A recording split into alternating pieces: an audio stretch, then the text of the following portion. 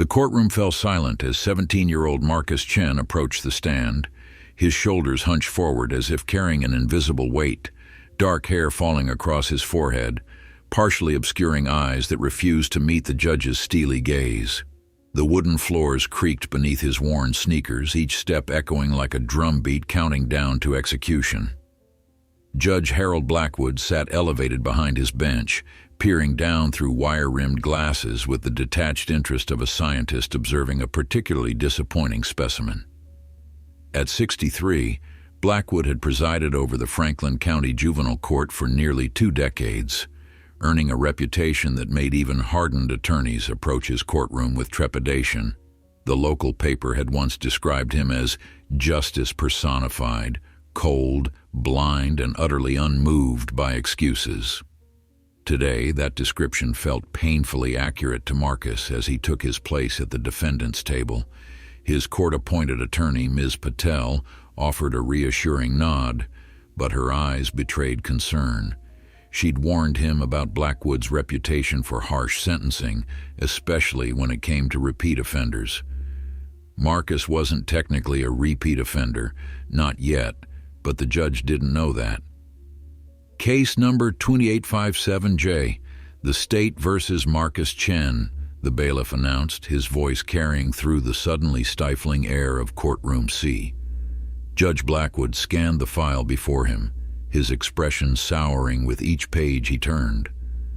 The lines around his mouth deepened, carved by years of disapproval directed at the parade of troubled youth who stood before him. When he finally looked up, his gaze cut through Marcus like a physical force. Mr. Chen, Blackwood's voice was low, but carried the weight of authority honed by decades on the bench. I see this is your first appearance in my courtroom, though apparently not your first brush with the law. Marcus opened his mouth to correct him, but felt Ms. Patel's hand on his arm, a silent warning to let her handle this. Your Honor, Ms. Patel began, there's been a misunderstanding. My client has no prior. I'm addressing the defendant, Counselor, Blackwood interrupted, his tone making it clear he wouldn't tolerate correction. Mr. Chen can speak for himself, can he? Or is articulating a defense too much to ask? The gallery stirred. Among the scattered observers were 3 senior students from the local high school, notebooks open on their laps. They were from the school newspaper covering the juvenile justice system for a special report. Their presence only added to Marcus's humiliation as he stood straighter, trying to compose himself. Yes, Your Honor, I can speak for myself, Marcus replied, his voice steadier than he felt inside. Good, Blackwood said, folding his hands before him. Then perhaps you'd care to explain to this court why you thought vandalizing the Franklin County War Memorial was an appropriate way to express yourself. The charge hung in the air.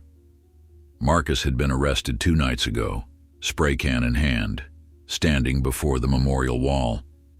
The evidence seemed damning. Photos showed fresh graffiti, still wet, spelling out what appeared to be the beginning of an anti-war slogan. Marcus had been working alone after dark when the police cruiser's spotlight had caught him red-handed.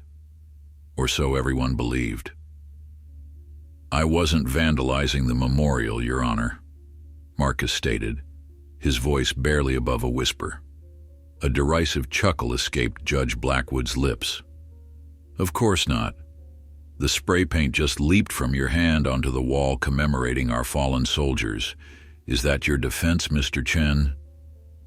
The sarcasm cut deep, and Marcus felt his cheeks burn. In the gallery, one of the student reporters scribbled furiously, capturing the judge's mockery for tomorrow's headline. Ms. Patel intervened. Your Honor, if I may. You may not, Counselor, not yet. Blackwood waved her off dismissively. I want to hear from Mr. Chen what possible explanation he has for his actions. This courtroom has heard every excuse imaginable, so please, enlighten us with something original. Marcus swallowed hard. How could he explain what he'd actually been doing without sounding ridiculous? The truth was complicated, messy, unlikely to be believed by someone like Blackwood, who seemed to have already made up his mind. I was removing graffiti, not adding it, Marcus finally said. The judge's eyebrows shot up, disappearing beneath the silver hair that fell across his forehead. Removing it? With spray paint? His voice dripped with disbelief.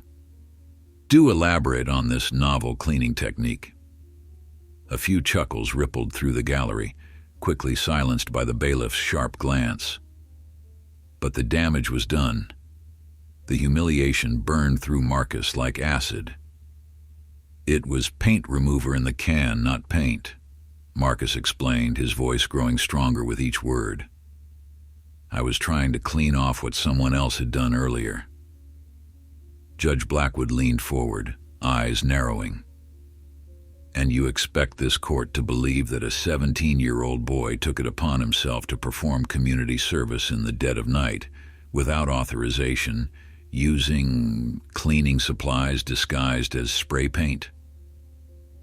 When framed that way, even Marcus had to admit it sounded absurd, but it was the truth, or at least part of it.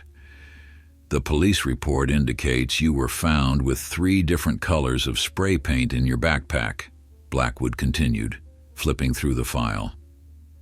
Are you suggesting those were all industrial strength cleaners as well? Marcus hesitated.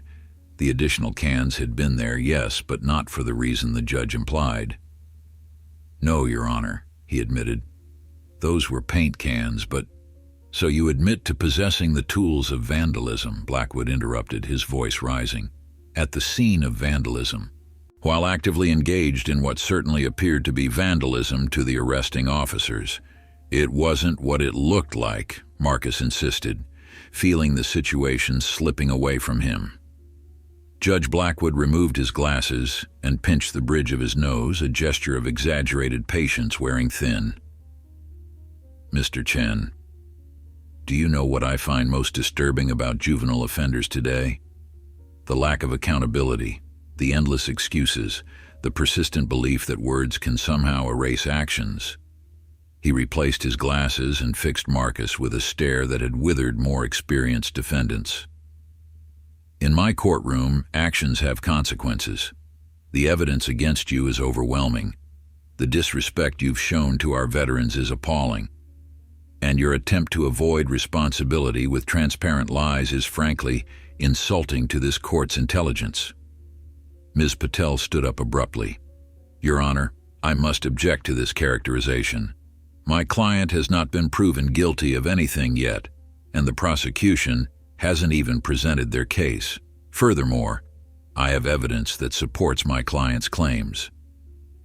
What evidence could possibly support this fantasy? Blackwood scoffed, but gestured for her to continue. Ms. Patel handed the bailiff a tablet. If the court would review this video footage, recovered from the security camera across the street from the memorial, I believe it will substantiate my client's account. Judge Blackwood accepted the tablet with visible reluctance, his finger hovering over the play button as the bailiff positioned it before him. The courtroom waited in tense silence as he watched, his expression unchanging save for a slight, almost imperceptible tightening around his eyes. When he finished, he looked up at Marcus, studying him with newfound intensity. This footage appears to show someone else defacing the memorial approximately 2 hours before your arrest. It does not, however, conclusively prove your story about attempting to clean it. But it does establish that my client wasn't the original vandal, Your Honor, Ms. Patel pressed. Perhaps, Blackwood conceded reluctantly. But it raises more questions than it answers. Why would you, Mr. Chen, take it upon yourself to remove this graffiti in secret? Why not report it to the authorities? And why carry additional spray paint if your intention was to clean? The questions hung in the air like a challenge. Marcus glanced at his attorney, who gave him a slight nod. Because I knew who did it, Marcus admitted quietly. And I was trying to fix it before anyone found out. A murmur spread through the courtroom. Judge Blackwood banged his gavel once, silencing the whispers. Are you saying you were protecting the actual vandal? The judge's tone had shifted from mockery to something harder, colder. That would make you an accessory after the fact, Mr. Chen. Hardly an improvement to your situation. I wasn't protecting them, Marcus insisted. I was protecting someone else. Judge Blackwood's patience visibly evaporated. Enough of these riddles, Mr. Chen. Either provide this court with a straightforward explanation, or I'll proceed with sentencing based on the evidence before me. Ms. Patel interjected, Your Honor, my client has the right to present his defense fully without threat of premature sentencing. His defense appears to be nothing but deflection and half-truths, Counselor, Blackwood retorted. But very well, Mr. Chen, the court awaits your explanation, and I suggest it be both complete and credible. Marcus took a deep breath. The truth would change everything, but would it make things better or worse? He hesitated, weighing his options, before finally meeting Judge Blackwood's impatient stare. The original graffiti was anti-veteran, Marcus explained, his voice steadier now. It said baby killers and had other horrible things. I couldn't let Mr. Blackwood see that. The judge blinked, caught off guard for the first time. Mr. Blackwood, you mean me? No, Your Honor, Marcus replied. I mean Thomas Blackwood, your son. The courtroom fell completely silent. Even the court reporter's fingers froze above her stenotype. Judge Blackwood's face drained of color, his authoritative presence suddenly shaken. My son died in Afghanistan 6 years ago, Mr. Chen, he said, his voice unnaturally quiet. His name is on that memorial. How dare you invoke him in this fabrication? I know, sir, Marcus said, his own voice gentle now. That's why I couldn't let the graffiti stay there until morning. Not on his name. Not where you might see it. Judge Blackwood stared at him, shock and disbelief warring across his features. You expect me to believe you were protecting my feelings? A boy I've never met before today? No, Your Honor, Marcus replied. I was protecting your son's honor. I've been leaving flowers at his name every month for the past year. I know who he was. The gallery erupted in whispers. The judge sat frozen, clearly struggling to process this unexpected turn. When he finally spoke, his voice had lost its edge of contempt. Bailiff, clear the courtroom, he ordered. Ms. Patel, Mr. Chen, and the prosecutor will remain. As the spectators filed out, including the disappointed student reporters, Judge Blackwood removed his glasses and rubbed his eyes, suddenly looking every one of his 63 years. Once the heavy doors closed, leaving only the essential parties, he fixed Marcus with a gaze that was more confused than condemning. Explain yourself, young man, he said, and this time, leave nothing out. Marcus nodded, gathering his courage for the revelation that would either save him or seal his fate, a truth that connected him to Judge Harold Blackwood in ways the stern jurist could never have imagined. The silence in the emptied courtroom felt heavier than before, charged with an energy that neither Marcus nor Judge Blackwood quite knew how to navigate. The prosecutor, a trim woman in her 40s named Sandra Wilkins, leaned forward with poorly concealed interest while Ms. Patel placed a supportive hand on Marcus's shoulder. The bailiff stood by the door, expressionless but attentive. I'm waiting, Mr. Chen, Judge Blackwood said, his voice stripped of its earlier condescension but tight with something that might have been fear or anger, perhaps both. Marcus took a deep breath. The story he was about to tell wasn't one he had planned to share, especially not with Thomas Blackwood's father. Some truths were meant to stay buried, not out of shame but out of respect for those who couldn't speak for themselves. But now, caught between the weight of the law and the unexpected collision of past and present, Marcus had no choice. I knew your son, Judge Blackwood, he began, not in person but through his letters. The judge's brow furrowed. Letters? To whom? To my sister, Lily Chen. They were close before he deployed. Judge Blackwood's face remained impassive, but his knuckles whitened as his hands gripped the bench. Your sister's name doesn't appear in any of my son's personal effects or correspondence that was returned to us. He called her Lee, Marcus explained. It was his nickname for her. She was a freshman at Stanford when they met. He was finishing his senior year. Something flickered across the judge's face. Recognition, perhaps, or the first crack in a wall of disbelief. Thomas did attend Stanford, he conceded, and there were letters we couldn't identify the recipient. He never mentioned a girlfriend to us. Marcus nodded, unsurprised. Lily said he was private about it because he was focused on his military career, and she was just starting college. They decided to keep things quiet until after his first deployment. Ms. Patel cleared her throat gently. Your Honor, if I may, we have copies of some of the correspondence between Lieutenant Blackwood and Lily Chen. They were submitted with our evidence packet, though I understand if you haven't had time to review them yet. The judge gestured impatiently, and Ms. Patel handed a folder to the bailiff, who brought it to the bench. As Judge Blackwood opened it, his hands trembled almost imperceptibly. Inside were photocopies of handwritten letters, the handwriting unmistakably his son's, slanted and precise with the distinctive way Thomas crossed his T's with a slight upward flick, a habit his father knew well from birthday cards and hastily scrawled notes left on the refrigerator during his son's brief visits home from college. Judge Blackwood scanned the first letter, then looked up sharply at Marcus. These appear to be genuine, he admitted reluctantly, but they don't explain why you were at the memorial with spray paint. After Thomas died, Marcus continued, his voice catching slightly, Lily fell apart. She had been waiting for him to come home, had even deferred a semester to be there when he returned. When the news came instead, he trailed off, the memory still raw. She couldn't handle it, started drinking, dropped out of school. My parents were devastated watching her destroy herself. The judge's face softened almost imperceptibly.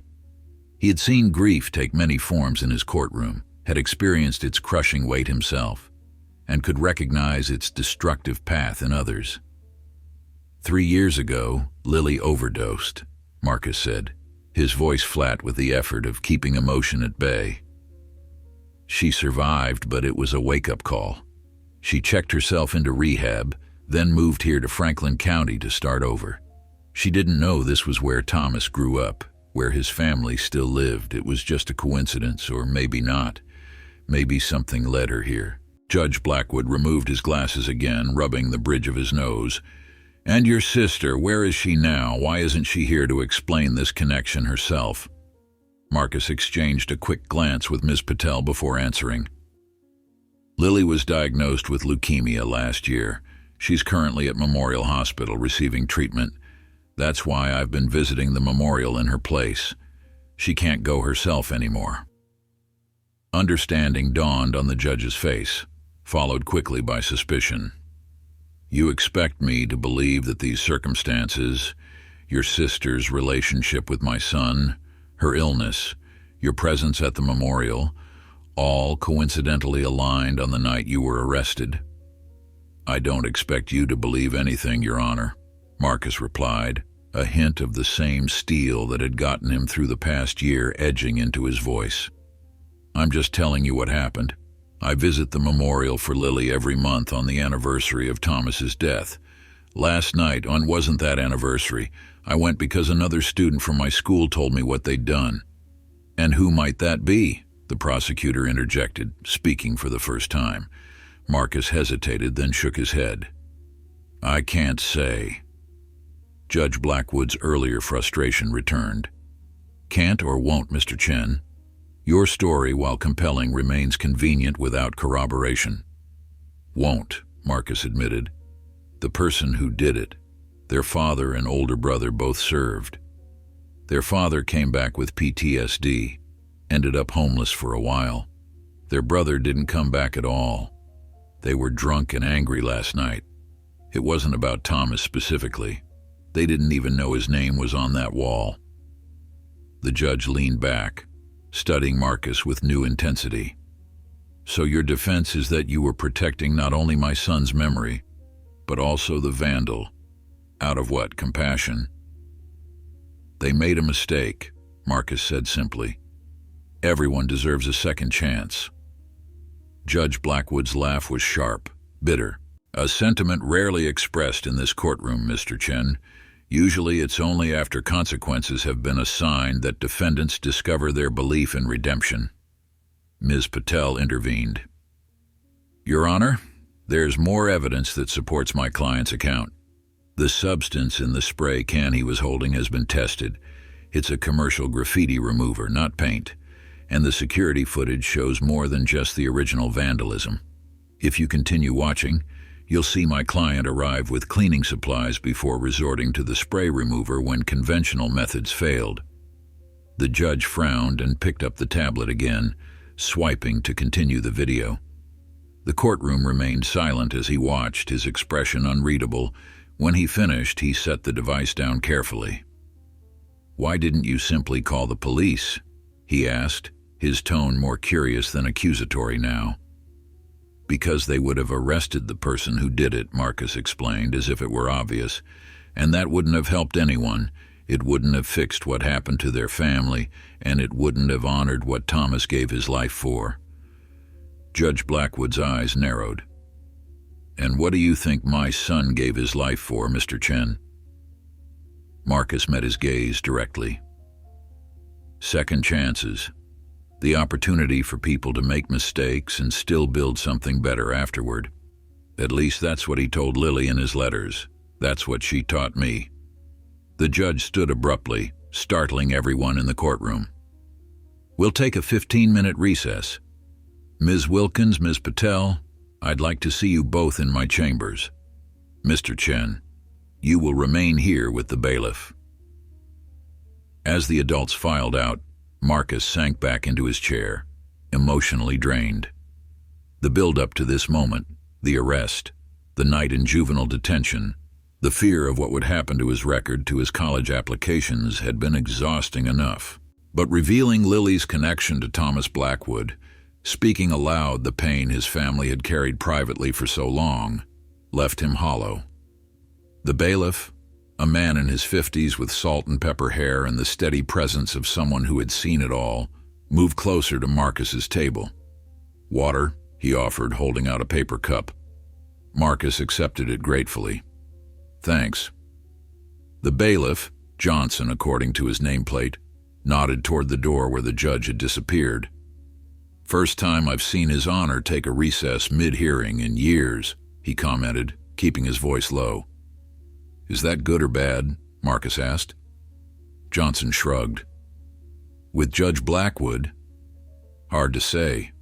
Man's got principles made of iron, but he's fair when you get down to it. He paused, studying Marcus with experienced eyes. That was his boy's name you were protecting, wasn't it? Marcus nodded, uncertain how much he should say. The bailiff just nodded back. Thomas was a good kid. Used to come watch his dad work sometimes during summer breaks. Always respectful, even when Judge was in one of his moods. He smiled slightly at the memory. His death hit the judge hard, changed him. He was strict before, but after, well, let's just say mercy became a rarer commodity in this courtroom. Before Marcus could respond, the chamber door opened and Judge Blackwood emerged, followed by the attorneys. His face gave nothing away as he resumed his seat and adjusted his robes with practiced precision. Mr. Chen, please rise, he instructed, his voice formal once again. Marcus stood, heart pounding. The judge studied him for a long moment before speaking. I've reviewed the evidence more thoroughly and discussed the case with counsel, he began. The prosecution has agreed to my recommendation that all charges be dismissed, given the circumstances and evidence supporting your account. Relief flooded through Marcus, so intense he felt momentarily lightheaded. But Judge Blackwood wasn't finished. However, he continued, I remain troubled by your choice to take matters into your own hands regardless of your intentions. The law exists precisely to handle such situations, not for civilians to enforce their own form of justice, however well-meaning. Yes, Your Honor, Marcus murmured. Therefore, while no criminal charges will be filed, I am ordering you to complete 100 hours of community service at the Veterans Outreach Center. The judge paused, something almost like approval flickering across his face. They can always use help maintaining the memorial grounds properly. Marcus nodded, grateful for the outcome but sensing there was more to this sentence than simple punishment. Additionally, Judge Blackwood said, his voice softening slightly, I would like to speak with you privately after these proceedings conclude. And if she is willing, I would very much like to meet your sister. Surprise rendered Marcus momentarily speechless. Yes, of course, she would like that very much. The judge nodded once, definitively. Then we're adjourned. The gavel struck with finality, but unlike its usual sound of condemnation, this time it rang with something that might have been closure or perhaps the beginning of something new. As the courtroom began to empty, Marcus remained standing, watching Judge Blackwood gather his papers. The man who had seemed so intimidating just hours ago now looked different to him, not softer exactly, but more human. More like the father Thomas had described in his letters to Lily, demanding but decent, principled to a fault, and capable of great compassion beneath his unyielding exterior. When the judge finally looked up and their eyes met across the emptying courtroom, Marcus recognized something he hadn't seen before, the unmistakable shadow of grief that comes only from loving and losing a child, the same shadow he had seen in his own parents' eyes after Lily's overdose. It was a connection neither of them had expected, but one that might, with time, offer both of them a measure of healing. For the first time since entering the courtroom, Marcus felt the weight on his shoulders lighten, just a little. Sometimes, second chances came in the most unexpected ways. The hallway outside courtroom C felt different now, less intimidating, though the marble floors and wood-paneled walls remained unchanged.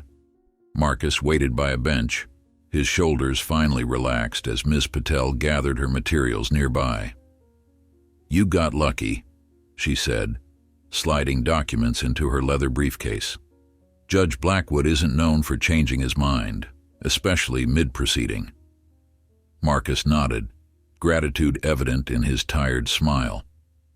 Thank you for believing me, for taking my case. Ms. Patel closed her briefcase with a definitive click. That's my job, though I have to admit your story was unexpected. She paused, studying him with professional curiosity. Why didn't you tell me everything from the beginning? About your sister and Thomas Blackwood? Lily doesn't like people knowing, Marcus explained. She says sympathy makes her feel like she's dying faster. He shrugged, a gesture both apologetic and defensive. And it wasn't relevant until the judge assumed I was lying. Ms. Patel seemed about to say more when the courtroom door opened and Judge Blackwood emerged, now without his robes. In his charcoal suit and burgundy tie, he looked less imposing, but no less serious. The lines around his mouth remained deeply etched, though the cold authority that had defined his courtroom demeanor had given way to something more complex. Mr. Chen, he acknowledged with a slight nod. Ms. Patel. Your Honor, Ms. Patel responded. If you'd like me to stay for this conversation. That won't be necessary, Blackwood interrupted, his tone making it clear this wasn't a negotiation. This is no longer a legal matter. Miss Patel glanced at Marcus, who gave her a reassuring nod. I'll be fine. After Ms. Patel departed, an awkward silence stretched between Marcus and the judge. They stood in the now empty corridor, two people connected by absence, the missing son, the ill sister, the shared grief that neither quite knew how to bridge. There's a cafe across the street, Blackwood finally said, gesturing toward the courthouse exit, more appropriate for a conversation than these halls. The cafe was small and quiet, tucked between a bookstore and a dry cleaner's, the kind of place courthouse staff and attorneys ducked into for caffeine and brief respite from the day's proceedings. A bell chimed softly as they entered. The barista, a college-age girl with bright blue hair, did a double take at the sight of Judge Blackwood out of his courtroom. "Your usual judge?" she asked, already reaching for a large cup. "Please, Emma." He nodded, then turned to Marcus. "And for you?" "Just water is fine," Marcus replied, painfully aware that he had exactly $7 in his wallet, money his mother had given him for lunch before the hearing. Blackwood's eyes narrowed slightly. "2 coffees, Emma, and whatever pastries are fresh." They settled at a corner table by the window, sunshine streaming across the polished wood surface. Marcus fidgeted with his water glass, unsure what to say now that they were here, away from the formal structure of the courtroom. Judge Blackwood seemed similarly at a loss, stirring his coffee with methodical precision, though he'd added nothing to it. "Your sister," the judge began abruptly. "How serious is her condition?" Marcus appreciated the directness, the absence of platitudes or pity. "The doctors say she has a 50-50 chance. The treatment is aggressive, but so is the cancer. She's been in and out of the hospital for 8 months now." Blackwood nodded gravely. "And your parents?" "They're doing their best. Dad works double shifts to cover the medical bills. Mom practically lives at the hospital." Marcus stared down at his untouched coffee. "They don't know about last night. I didn't want to add to their stress." "A considerate lie," Blackwood observed, though without the scorn such a statement would have carried in his courtroom. "You seem to shoulder a great deal of responsibility for someone your age." Marcus shrugged again, that same defensive gesture. "Someone has to." A hint of something, respect perhaps, flickered across Blackwood's face. "Yes," he agreed quietly. "Someone always does." He took a sip of his coffee, then set the cup down precisely. "Tell me about how your sister knew my son." The question wasn't unexpected, but Marcus still hesitated. This was Lily's story to tell, not his. Yet he understood the hunger in the judge's eyes, the desperate need of a father to grasp at any new piece of his lost child. "They met at a campus coffee shop," Marcus began, recalling Lily's telling of the story. "Thomas was working on a paper for his international relations class. Lily spilled her drink all over his laptop." The corner of Blackwood's mouth twitched, not quite a smile, but close. "That sounds like an inauspicious beginning." Thomas didn't see it that way, according to Lily. He said it was the universe's way of making sure he noticed her. Marcus found himself relaxing slightly, the memory of his sister's happier days making the telling easier. He insisted on buying her another drink, and they ended up talking until the cafe closed. After that, they were inseparable for the rest of the semester. "I remember him mentioning a study partner," Blackwood mused. "Someone who challenged him," he said. "I assumed it was another political science major." "Lily was studying art history," Marcus explained. "She thought Thomas's focus on geopolitical strategy needed a cultural context. He thought her idealism needed a reality check. They argued constantly, according to Lily, but in a way that made them both better." Blackwood nodded slowly, absorbing this new facet of his son. "Thomas never brought her home, never mentioned her name." It wasn't quite a question, but Marcus heard the hurt beneath the statement. He was going to after his first tour. Lily said he wanted to be sure about the military, about their future, before he introduced her to his family, especially to you. "To me?" The judge's eyebrows rose. "Why especially me?" Marcus hesitated, wondering how honest he should be. "Please," Blackwood said, an unfamiliar note of vulnerability creeping into his voice.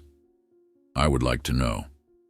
Lily said Thomas admired you more than anyone in the world, Marcus admitted, but he also felt intimidated, I guess. He wanted to be certain of his path before he stood before your judgment. That's how he put it in one letter, before I stand before my father's judgment. The words struck Blackwood visibly. He closed his eyes briefly, pain etching new lines into his weathered face. My son never had to earn my approval, he said so quietly Marcus had to lean forward to hear. He always had it from the day he was born. I think he knew that, Marcus offered, surprising himself with his desire to comfort this man who had intimidated him only hours ago. But he also wanted to be worthy of it. They sat in silence for a moment, the cafe's ambient noise, the hiss of the espresso machine, the murmur of other conversations, washing over them. Would your sister be willing to see me? Blackwood asked eventually. I understand if she's not feeling well enough or if she'd rather not. She'd want to meet you, Marcus interrupted with certainty. She talks about Thomas all the time, having a connection to his family. It would mean everything to her. For the first time, something like hope crossed the judge's face. When would be appropriate? I don't wish to intrude or tire her. She has good days and bad days, Marcus explained. Today is chemo, so tomorrow will be rough, but the day after, she usually feels stronger. I could message you? Blackwood reached into his pocket and produced a business card, then hesitated. With uncharacteristic uncertainty, he turned it over and wrote a number on the back. My personal cell, he explained, handing it to Marcus. More appropriate than my Chambers line for this situation. Marcus accepted the card, tucking it carefully into his wallet. I'll let you know as soon as she's feeling up to visitors. They finished their coffees in a silence that had grown surprisingly comfortable, each lost in their own thoughts about the unexpected turn their lives had taken. As they stood to leave, Blackwood cleared his throat. One more thing, Mr. Chen. The community service I assigned, I'll start this weekend, Marcus assured him quickly. That's not... Blackwood paused, recalibrating.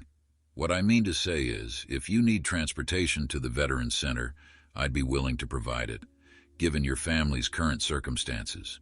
The offer caught Marcus off guard. That's... Thank you, Your Honor, but I can take the bus. Harold, the judge corrected. Outside the courtroom, my name is Harold. He hesitated, then added, and the offer stands, should you need it. 2 days later, Marcus stood outside his sister's hospital room, preparing Harold Blackwood for what lay ahead. The judge had arrived precisely at the agreed-upon time, carrying a small, tasteful arrangement of yellow roses and white lilies. She has good days and bad days, Marcus reminded him. Today's better than yesterday, but she tires easily, and she doesn't like pity, so... I understand, Harold said, his courtroom confidence notably diminished in this sterile, unfamiliar environment. Should I... He gestured vaguely with the flowers. She'll love those, Marcus assured him, then took a deep breath and opened the door. Lily Chen sat propped up against white hospital pillows, a colorful scarf wrapped around her head, where dark hair had once fallen past her shoulders. At 23, she looked both younger and older than her age, her skin pale and thin from treatment, but her dark eyes still vibrant with the same intelligence and determination that had first caught Thomas Blackwood's attention 4 years ago. She looked up as they entered, her smile for Marcus warm and familiar, then curious as she noticed his companion.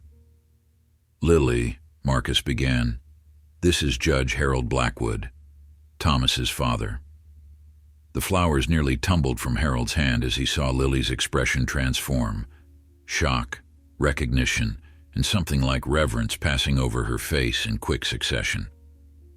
Judge Blackwood, she whispered, her voice stronger than her appearance would suggest. You have his eyes. Harold stood frozen in the doorway, staring at this young woman who had known a part of his son he hadn't, who had loved the man Thomas had become in those last months when father and son had communicated only through brief, increasingly formal phone calls.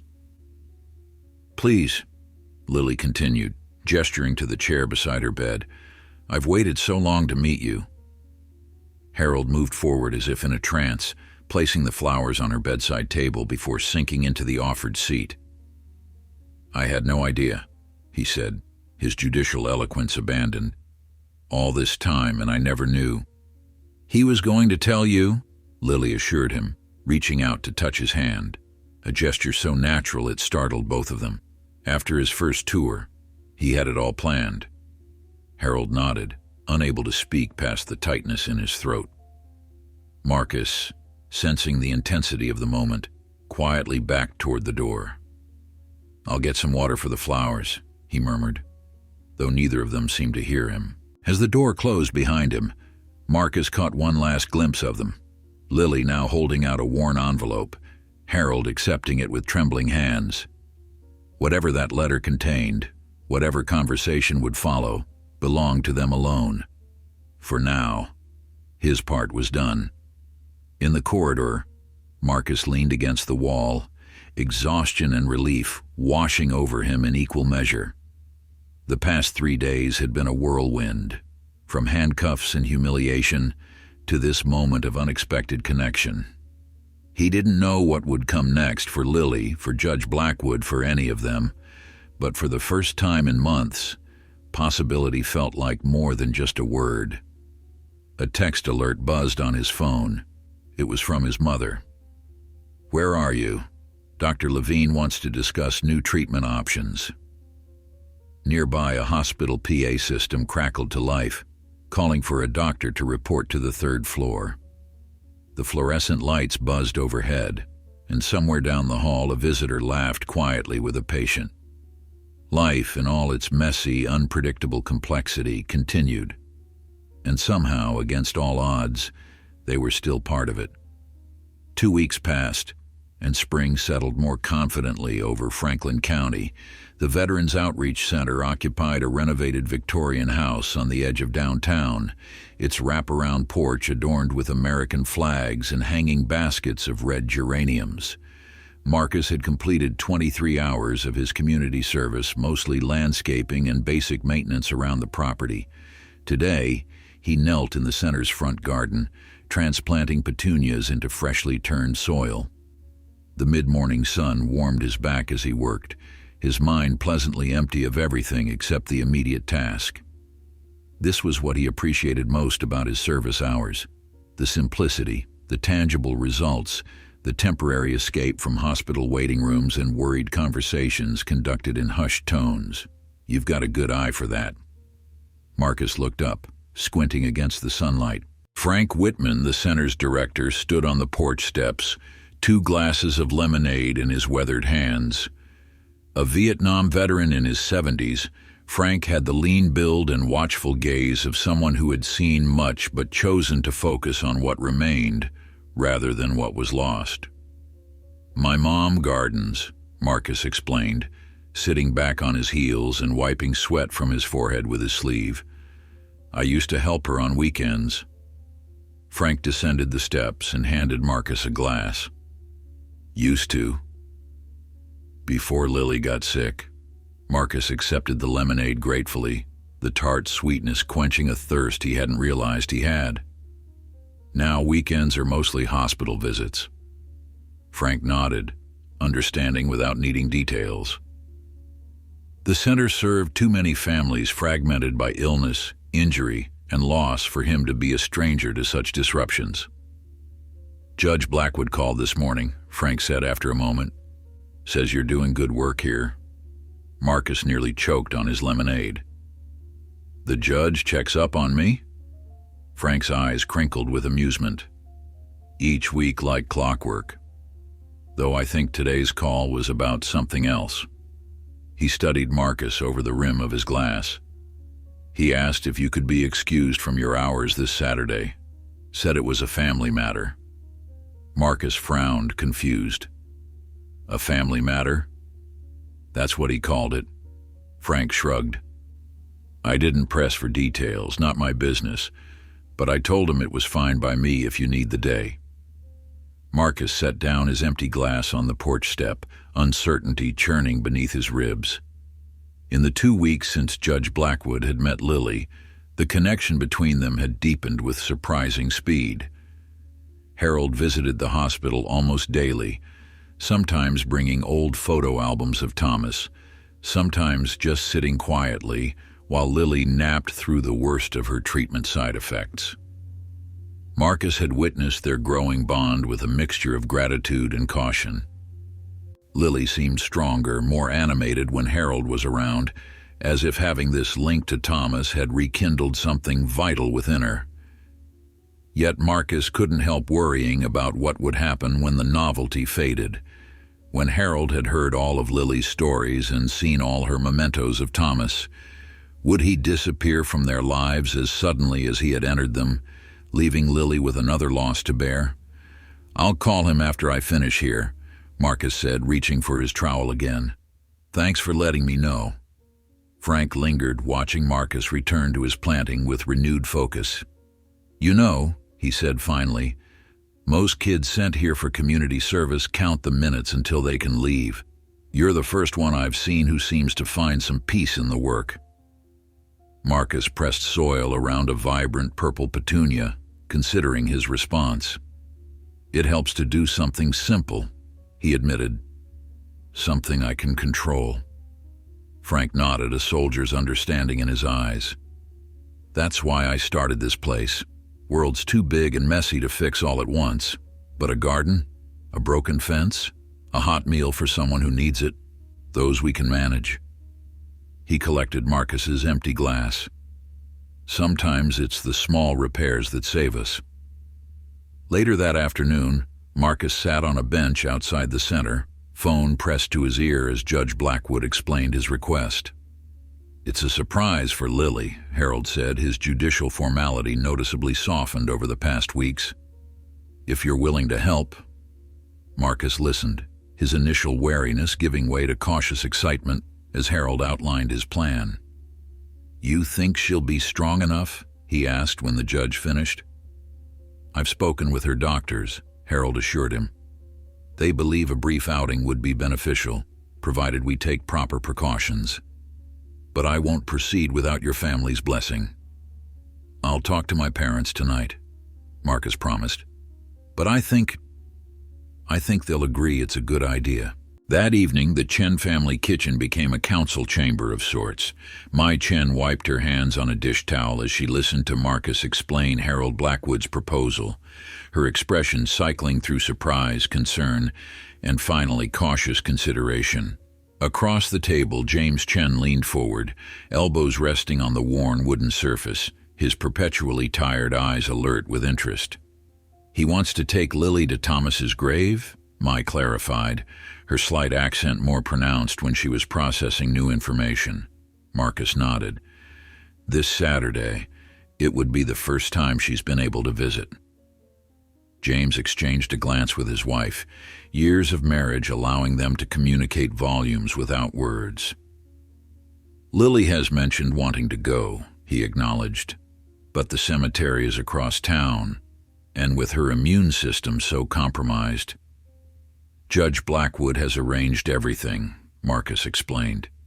"A private car with sanitation protocols, masks and hand sanitizer, a wheelchair if she gets tired. He even consulted with Dr. Levine about timing it between her treatments when she'd likely have the most energy." Mai's eyebrows rose. He spoke to her oncologist. "Apparently they play golf together," Marcus said with a small smile. "The judge has connections." James rubbed his jaw thoughtfully. "And you trust this man? This judge who was ready to condemn you before he knew who you were?" It was a fair question, one Marcus had asked himself repeatedly over the past weeks. "I trust that he cares about Lily," he said carefully, "and that he regrets how he treated me initially. But mostly I trust that this would mean everything to Lily." His parents exchanged another look, years of difficult decisions weighing in their eyes. Finally, Mai nodded. "We will ask Lily." If she feels strong enough, and if she wants to go, then yes. Lily's reaction when they approached her the next day in her hospital room was immediate and emotional. "He wants to take me to Thomas's grave," she repeated, tears welling in her eyes. "Really?" "Only if you feel up to it, sweetheart," James said, his hand gentle on her shoulder. "There's no pressure." "I feel up to it," Lily insisted, a familiar determination lighting her face. "I've been wanting to go since—" She trailed off, both because they all knew when she meant, since the diagnosis, and because speaking it aloud still felt like tempting fate. "Judge Blackwood will handle everything," Marcus assured her. "All you have to do is be ready Saturday morning." Lily looked down at her thin hands, then back up at her family with a vulnerability she rarely allowed them to see. "Will you come too? All of you?" Mai moved to sit beside her daughter on the bed, taking those fragile hands in her own work-roughened ones. "Of course we will. We are family. Where you go, we go." Saturday dawned clear and mild, the kind of spring day that hints at summer's approach. Harold Blackwood arrived at the hospital precisely at 9, driving not the sedan Marcus had expected, but a spacious SUV with tinted windows. "I borrowed it from a colleague," he explained, as he helped James carefully settle Lily in the back seat, a blanket tucked around her legs despite the warm day. More comfortable for everyone. The drive to Riverside Cemetery took 20 minutes, during which Lily grew increasingly quiet, her gaze fixed on the passing scenery as if memorizing it. Marcus, seated beside her, noticed the slight tremor in her hands and gently covered them with his own. "You okay?" he murmured. She nodded, though her eyes betrayed her nervousness. "I've imagined this moment so many times," she whispered back. "What I would say to him, how it would feel, now that it's actually happening." "We can turn back," Marcus offered. "No one would think less of you." "No." The word was soft but resolute. "I need to do this. For both of us." The cemetery spread across gently rolling hills, ancient oaks providing dappled shade over neat rows of gravestones. Harold led them along a winding path to a quiet section near a small pond, where polished granite markers commemorated more recent losses. Thomas Blackwood's headstone stood slightly apart from the others, simple yet dignified, much like the young man himself had been, according to Lily's stories. The inscription read, "Thomas Andrew Blackwood, Lieutenant, United States Army beloved son, soldier, friend, 1996, 2019, he gave all for what he believed in." Harold stepped back as they approached, giving Lily the space she needed for this moment. James had brought a folding chair, which he set up beside the grave, but Lily shook her head. "I want to stand," she said, her voice stronger than it had been in weeks. "Just for a minute." Supported between her parents, Lily approached the headstone slowly. When she reached it, she gently freed herself from their hold and, to everyone's surprise, knelt on the grass before the grave. From her pocket, she withdrew a small velvet pouch. "He gave this to me the night before he deployed," she explained, opening the pouch to reveal a simple silver bracelet. "Said it was a promise to come back to me." Harold made a small, pained sound that he quickly stifled. Marcus glanced at the judge and saw his composed facade cracking, revealing the father beneath the professional exterior. Lily traced the letters of Thomas's name on the cold stone. "I kept it safe for you," she murmured, speaking now to Thomas rather than to those gathered around her. I always thought I'd give it back when you returned." Her voice broke slightly. "This isn't how I imagined returning it." With trembling fingers, she laid the bracelet at the base of the headstone. "But I want you to have it back now. Where you are, you might need it more than I do." The silence that followed was broken only by birdsong and the distant rustle of leaves. Then Harold stepped forward, a small wooden box in his hands that Marcus hadn't noticed before. "Lily," he said, his judicial authority completely absent from his voice now. "I brought something too. Something I think Thomas would want you to have." Lily looked up, tears making tracks down her pale cheeks as Harold knelt beside her, the stiffness in his movements betraying his age and the emotional toll of this moment. "After Thomas died," he explained, opening the box, "this came back with his personal effects. My wife and I couldn't understand why he had it or what it meant. He removed what appeared to be an antique compass, its brass casing polished to a soft glow. Now I know it was meant for you."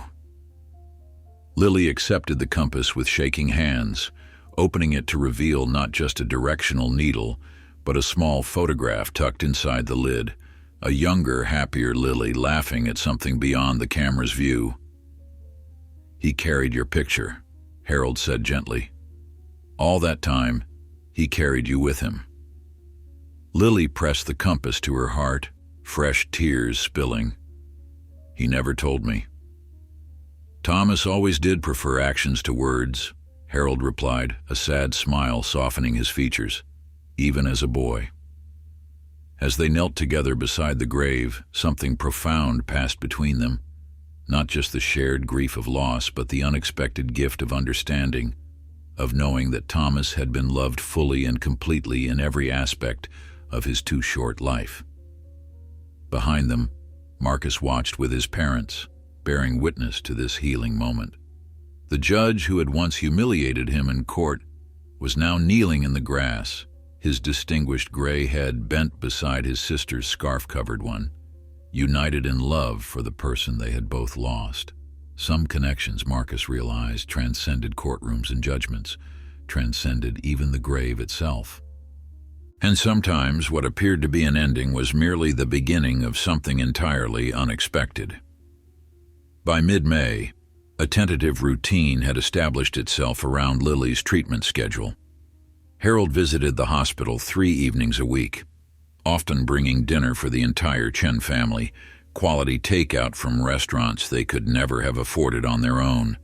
Marcus continued his community service at the Veterans Center on weekends, and Harold had taken to picking him up afterward, using the drive to ask gentle but persistent questions about Lily's childhood, her dreams before college, her life before Thomas. Marcus found himself increasingly comfortable in the judge's company.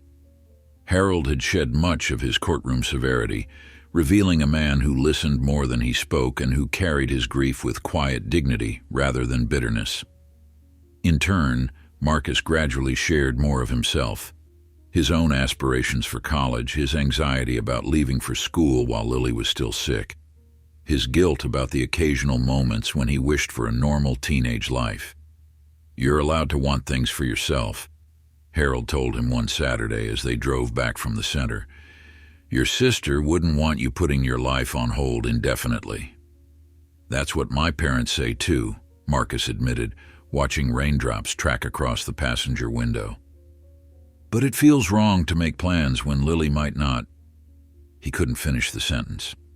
Harold was silent for a moment, navigating a turn before responding. "When Thomas died, I buried myself in work. More cases, longer hours. I thought if I was too busy to think, I wouldn't have to feel." He glanced briefly at Marcus. "It didn't work. The grief found me anyway, usually at 3 a.m. when there was nothing to distract me from it." Marcus nodded, recognizing the same sleepless hours that often found him staring at his bedroom ceiling, mind spinning with worst-case scenarios. "My point is," Harold continued, "putting your life on pause doesn't prevent loss. It just means you lose twice, what's taken from you and what you give up voluntarily." Before Marcus could respond, his phone buzzed. It was his mother, her text message brief but urgent. "Come to hospital. Lily's fever spiked. Doctors concerned." Marcus's blood ran cold. "I need to get to Memorial," he said, showing Harold the message. "Now." Harold didn't hesitate. He made a sharp U-turn at the next intersection and accelerated toward the hospital, his usual careful driving replaced by focused urgency. They arrived in 15 minutes, Harold using his judge's credentials to secure a parking spot reserved for hospital staff. The oncology floor was a flurry of activity. Through the open door of Lily's room, Marcus could see multiple medical personnel surrounding her bed, his mother pressed against the wall to stay out of their way. His father paced the hallway, face drawn with fear. "Dad," Marcus called out. "What happened?" James Chen turned, relief flashing briefly across his face at the sight of his son before worry reclaimed its hold. Her fever went to 104 suddenly. "They think it's an infection. Her white cell count is almost non-existent from the last round of chemo." Harold stepped forward. "Have they started antibiotics?" "Yes, but they're concerned about sepsis." James ran a hand through his hair, a gesture Marcus had seen countless times during Lily's illness. "They're talking about moving her to ICU for closer monitoring." A doctor emerged from Lily's room, her scrubs rumpled from a long shift. "Mr. Chen, we're going to transfer your daughter now. Her blood pressure is dropping, and we want to get ahead of this." "Can we see her first?" Marcus asked, stepping forward. The doctor hesitated, then nodded. "Very briefly. We need to move quickly." Inside, Lily looked smaller than ever against the hospital sheets, her skin flushed with fever, yet somehow still pale beneath. Monitors beeped insistently, and an IV stand held multiple bags feeding medicine into her arm. She turned her head slightly as they entered, eyes glassy but conscious. "Hey, troublemaker," she whispered when she saw Marcus, attempting a smile that didn't quite materialize. "Bad timing, huh?" Marcus moved to her side, gently taking her hand between his. "Always trying to be the center of attention," he teased, his voice betraying none of the fear coursing through him. Lily's gaze shifted beyond him. "Judge Blackwood," she murmured. "You're here too." Harold stepped forward, his typical composure wavering. "Of course I am." "Thomas's birthday is next week," Lily said, her voice drifting. "June 3rd. Don't forget." "I won't," Harold promised, his fingers brushing hers briefly. "We'll celebrate it together when you're feeling better." A nurse appeared in the doorway. "We need to move her now." What followed was a blur of activity. Lily being transferred to a gurney, the rapid transit to the ICU, the family relegated to a smaller waiting room with uncomfortable chairs and fluorescent lighting that made everyone look sickly. Harold remained with them, his presence somehow anchoring amid the chaos. Hours passed in tense silence, broken only by occasional updates from medical staff. Lily was stabilized but critical. The antibiotics were being adjusted. Her fever was persistent but no longer climbing. James and Mai huddled together, speaking softly in Mandarin when the strain became too much to bear in English. Marcus paced, unable to sit still, while Harold maintained a stoic vigil by the window, occasionally making quiet phone calls that seemed to expedite information or services in ways the Chen family couldn't have managed on their own. It was past midnight when Dr. Levine finally appeared, his face showing the strain of the emergency but his eyes holding cautious optimism. "She's responding to the adjusted antibiotics," he told them. "Her blood pressure has stabilized and her fever is starting to come down. The next 12 hours will be critical, but I'm more hopeful than I was a few hours ago." The collective exhale in the room was almost audible. Mai pressed her palms together in silent prayer, while James closed his eyes briefly, composing himself. "Can we see her?" Marcus asked. "One at a time and just for a few minutes," Dr. Levine conceded. "She needs rest more than anything." Mai went first, then James. When it was Marcus's turn, he found Lily sleeping, the worst of the crisis seemingly past, but evidence of its toll written in the shadows beneath her eyes, and the machinery still monitoring her vital functions. He sat beside her, not speaking, simply watching the reassuring rise and fall of her chest until a nurse gently informed him his time was up. In the hallway outside the ICU, he found Harold still waiting, though he had urged the judge to go home hours ago. "You should get some rest," Harold said, the statement ironic given his own obvious fatigue. "I can drive you home." Marcus shook his head. "I'm staying. My parents will probably take shifts, but I want to be here if—" He didn't finish the thought. Harold nodded, understanding without explanation. "Then I'll stay too, at least for a while longer." They returned to the waiting room, where James was persuading Mai to go home for a few hours of sleep and a shower. "Lily is stable," he reminded her gently, "and Marcus will call immediately if anything changes." After Mai reluctantly departed, James turned to Harold with unexpected directness. "Judge Blackwood, may I speak with you privately?" Harold straightened, surprise flickering across his face. "Of course." The two men stepped into the hallway, leaving Marcus alone in the waiting room. Though he couldn't hear their words, he could see them through the glass panel in the door. His father gesturing with unusual animation, Harold listening intently, his posture stiff at first, but gradually relaxing. When they returned several minutes later, something had shifted between them. James placed a hand briefly on Harold's shoulder before announcing he was going to check on Lily again, leaving Marcus and the judge alone. "Everything okay?" Marcus asked, curiosity overcoming his exhaustion. Harold settled into the chair beside him, silent for a moment before responding. "Your father is a remarkable man," he said finally. "He just thanked me for being here, for caring about Lily. As if I were doing him a favor rather than—" He trailed off, searching for words. "Rather than getting something out of it yourself?" Marcus suggested. Harold nodded slowly. "I've spent time with Lily because she connects me to Thomas, because hearing her stories makes my son feel closer somehow. It's been selfish in its way."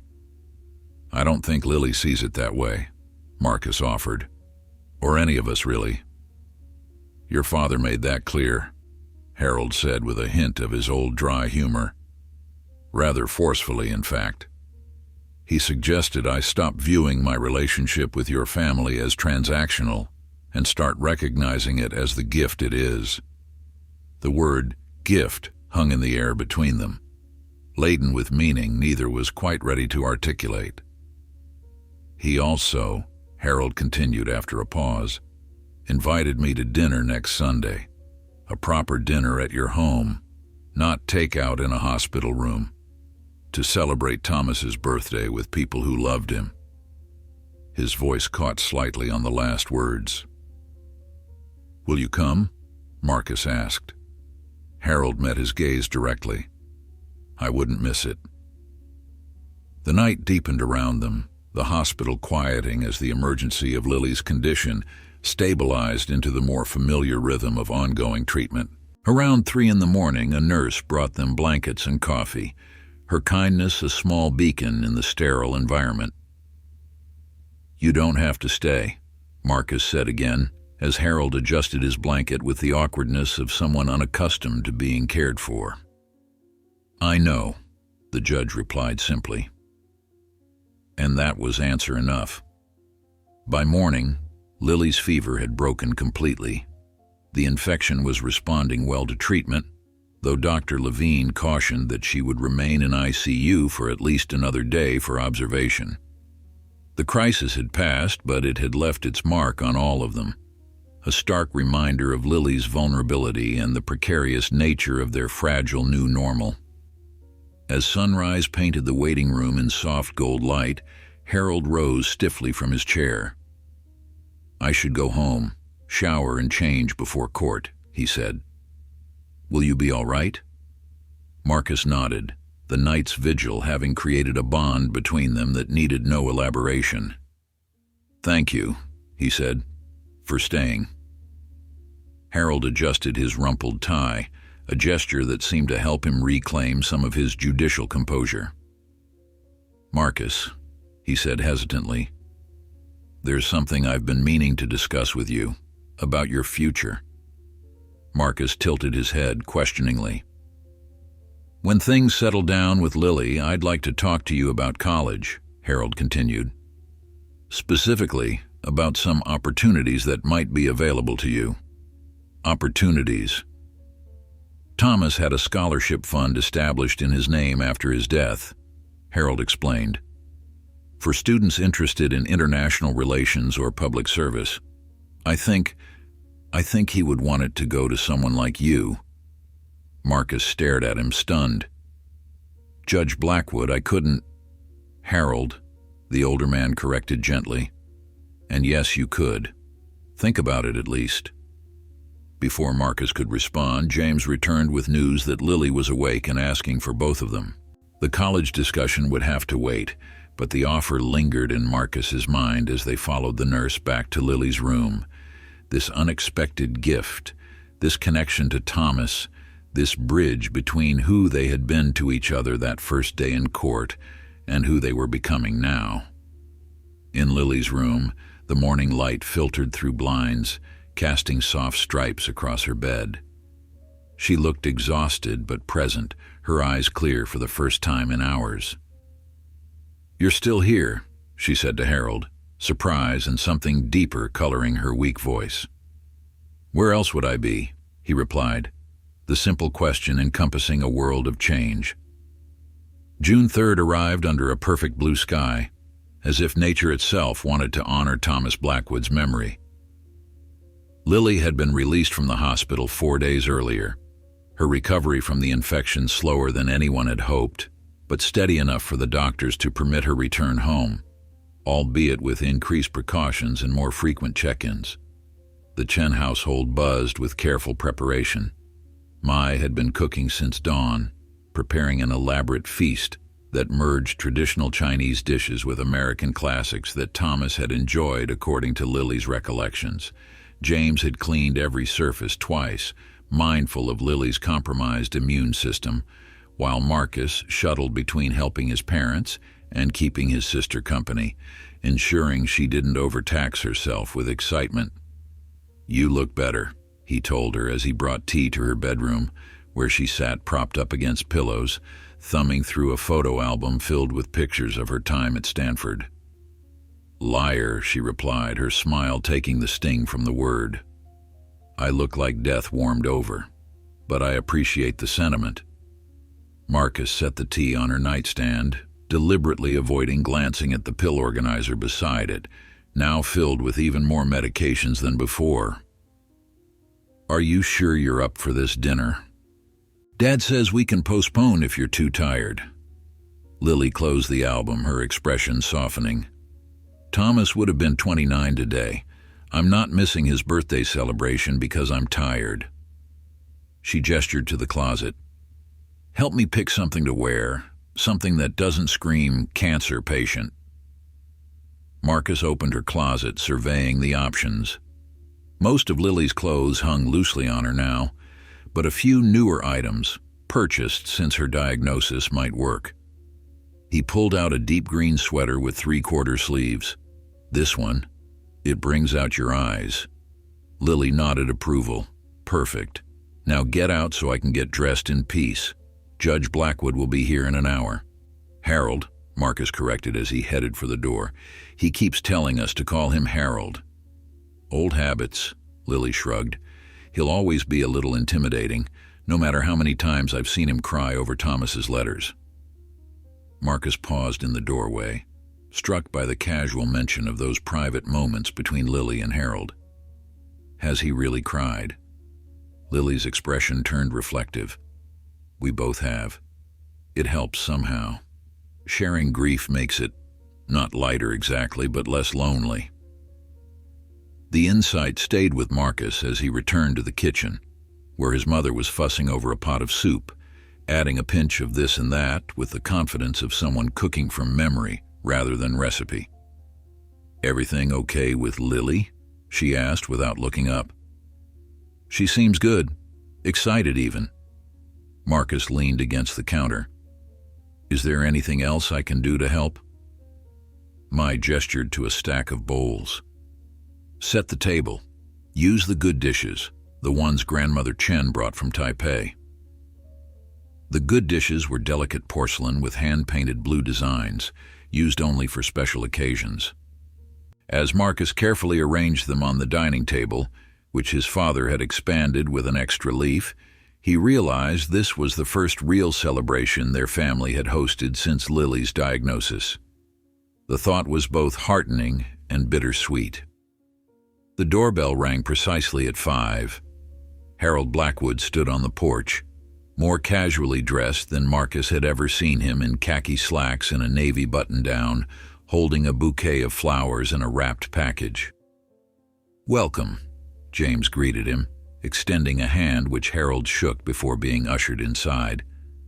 Please, make yourself at home.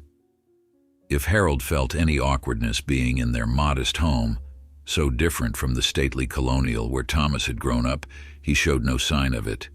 He presented the flowers to Mai with courtly formality, then handed the package to Marcus. For Thomas's birthday, he explained. I thought we might all look at it together after dinner. Before Marcus could respond, Lily appeared in the hallway, moving slowly but steadily, the green sweater complementing her complexion despite her pallor. Harold's face lit up at the sight of her.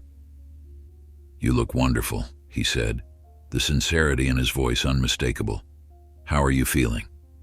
Better every day, Lily replied, accepting his gentle hug. Thank you for coming. It means a lot to have someone else who understands what today is. Dinner was a revelation. The usual stilted politeness of having a guest, particularly one as formerly intimidating as Judge Blackwood, quickly dissolved into genuine warmth as Mai served course after course, insisting that Harold try everything and beaming when he praised her cooking. Conversation flowed easily, particularly when they began sharing stories about Thomas.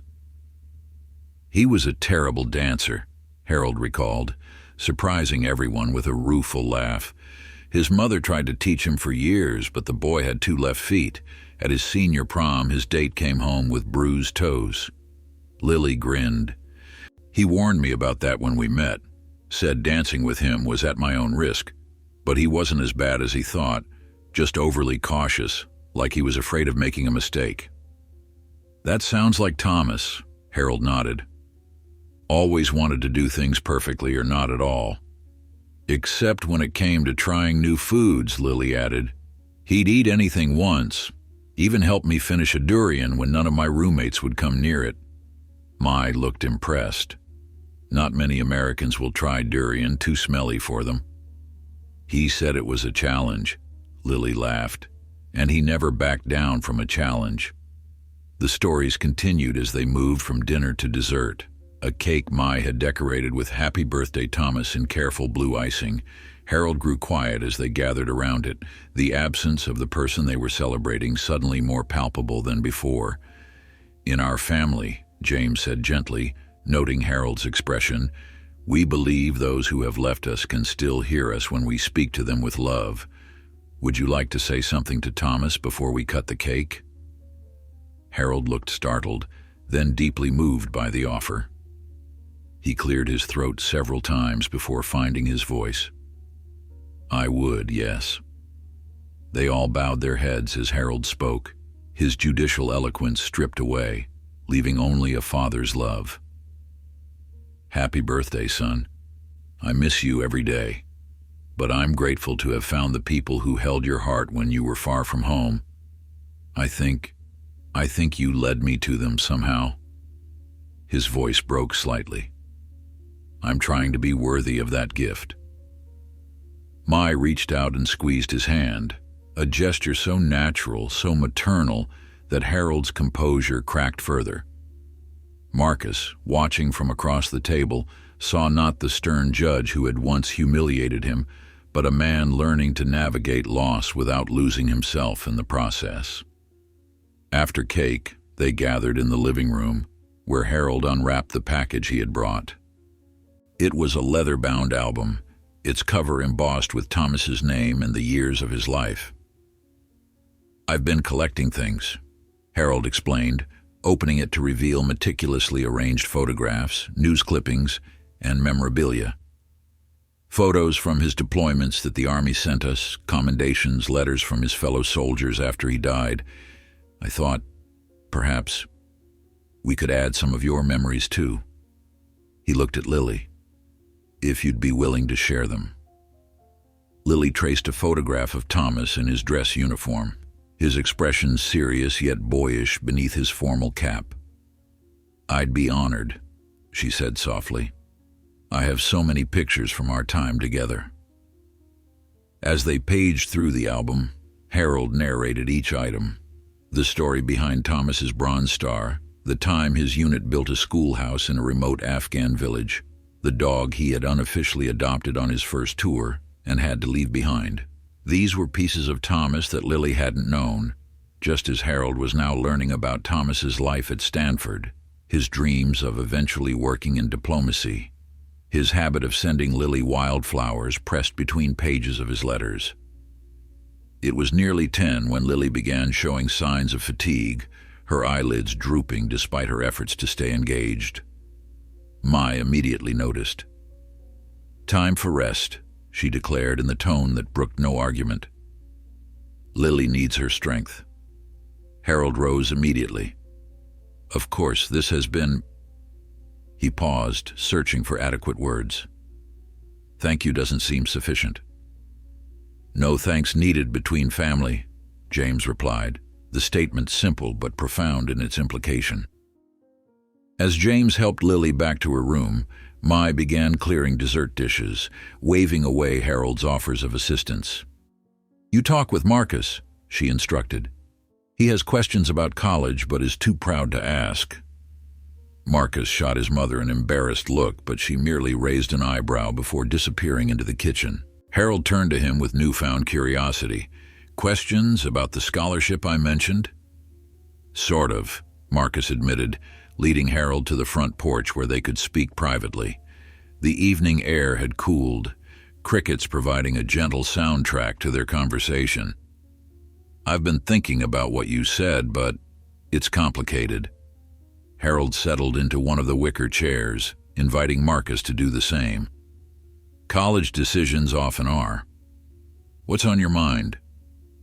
Marcus took a deep breath. "I got accepted to several schools, including Stanford, where I could study political science like Thomas did. It's been my dream school for years." "That's excellent news," Harold said, genuine pride in his voice. "You should be very proud." "I am, but—" Marcus hesitated. "With Lily sick, and my parents already stretched thin with medical bills, I was planning to defer and attend community college locally. At least until we know." "Until you know if Lily will recover," Harold finished gently when Marcus couldn't. Marcus nodded, relieved not to have to say it aloud. "The thing is, even with the scholarship you mentioned, there would still be costs. Housing, books, living expenses. I can't ask my parents to take that on right now." Harold was quiet for a moment, his judicial mind clearly working through the problem. "What if those expenses were covered as well?" he finally asked. "Thomas's scholarship fund is substantial and largely untouched. The trustees have discretion in how it's allocated." "And you're one of the trustees," Marcus guessed. "I am," Harold confirmed. "But this isn't about my influence, Marcus. It's about what the scholarship was created for, to support promising students who embody the values Thomas stood for. Your integrity, your sense of responsibility, your compassion. These are exactly the qualities the scholarship committee looks for." Marcus stared out at the darkened street, conflicted. "It feels wrong to be planning my future when Lily's is so uncertain." "Does it?" Harold countered gently. "Or does it honor her fight by ensuring her illness doesn't claim two futures instead of one?" The question landed like a stone in still water, rippling through Marcus's consciousness. Before he could respond, the front door opened and his father stepped out. "Lily's asking for both of you," James said. "She has something she wants to share." They found Lily sitting up in bed, looking exhausted but determined, the photo album from earlier open beside her. "I've been thinking," she said without preamble as they entered, "about Thomas's birthday gift." Harold looked puzzled. "Gift? This dinner, this album, these memories, they're wonderful," Lily explained. "But I want to give him something more lasting." She looked directly at Marcus. "I want to see you go to Stanford, in his honor and in mine." Marcus felt his throat tighten. "Lily, I'm not being sentimental," she insisted. "I'm being practical. Thomas believed education was how we change the world for the better. He would want this." She turned to Harold. "And I think you do too." Harold nodded, unable to speak past the emotion evident in his eyes. "But the cost," Marcus began. "Will be covered," Harold interjected, finding his voice. "Fully, I give you my word." Lily's face lit with the first genuine smile they'd seen in weeks. "Then it's settled," she declared with a shadow of her old authority. "Thomas gets what he would have wanted, his memory living on through something meaningful. And I get what I want, watching my little brother follow in some pretty incredible footsteps." As Marcus looked between them, his sister, whose resilience continued to humble him, and Harold, who had journeyed from adversary to ally to something very like family, he felt the weight of recent months shift slightly, not disappearing but redistributing into something he could carry with greater hope than before. Lily held out her hands, one to each of them. "Deal?" Harold took her offered hand without hesitation. "Deal." Marcus looked at their joined hands, symbol of a connection none of them could have imagined months earlier. Then, with a deep breath, he completed the circle. "Deal."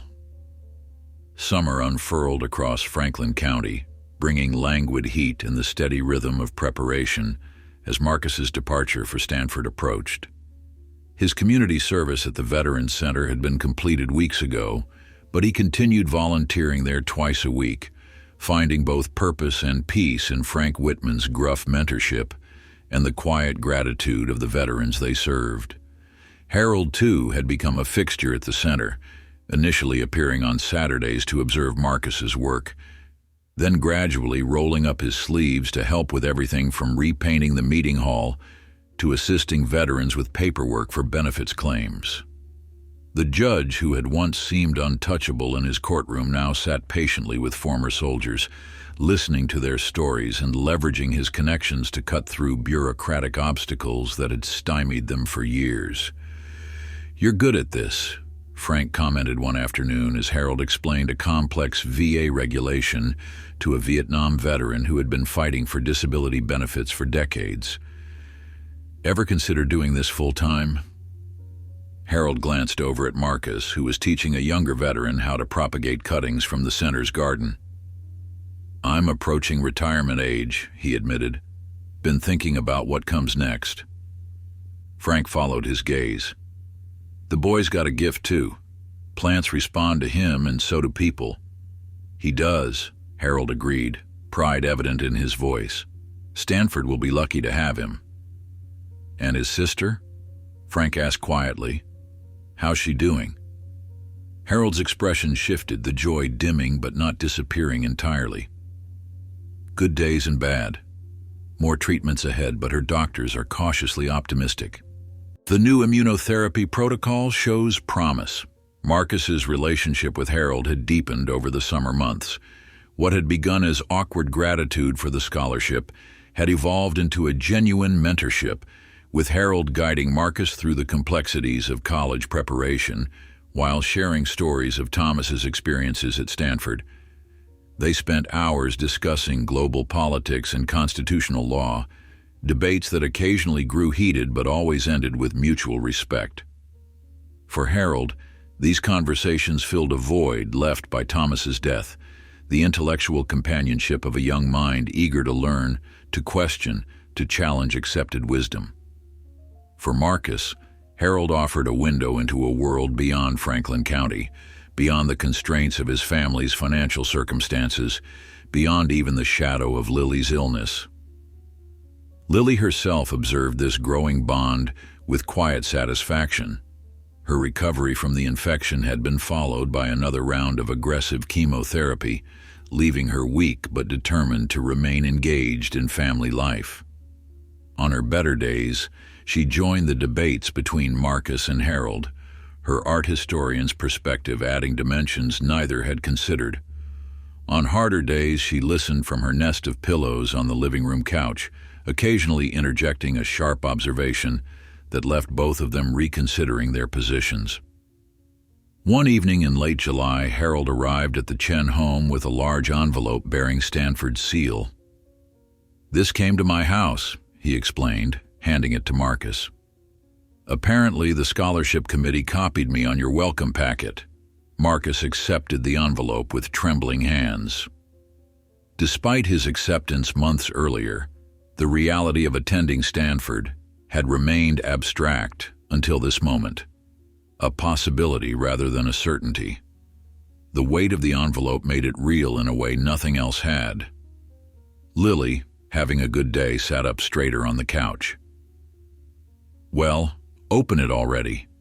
Marcus carefully broke the seal and withdrew a stack of documents: housing assignment, course registration information, campus maps, and a personal letter from the dean welcoming him as a Thomas Blackwood Memorial Scholar. The sight of Thomas's name on the official university letterhead created a lump in his throat. "August 28th, he said, pointing to the move-in date. "That's when I report to campus." "Just 6 weeks away," Mai observed from the kitchen doorway, wiping her hands on a dish towel. Her expression was a complex mixture of pride and apprehension, the universal look of a mother preparing to send her child far from home. "We should celebrate," Harold suggested. "Perhaps dinner this weekend? I know a wonderful Italian restaurant in the city." "Actually," Lily interjected, her tone conspiratorial, "I had a different idea for celebrating." She pulled out her phone and showed them a screen displaying an email confirmation. "I booked us a tour of Stanford next weekend, all of us together." Marcus stared at her in disbelief. "Lily, you can't travel that far. Your doctors have approved it," she finished for him. "Conditionally, of course. No crowds, masks in public spaces, extra precautions, but they agree that a change of scenery might do me good." Her eyes sparkled with something like her old mischief.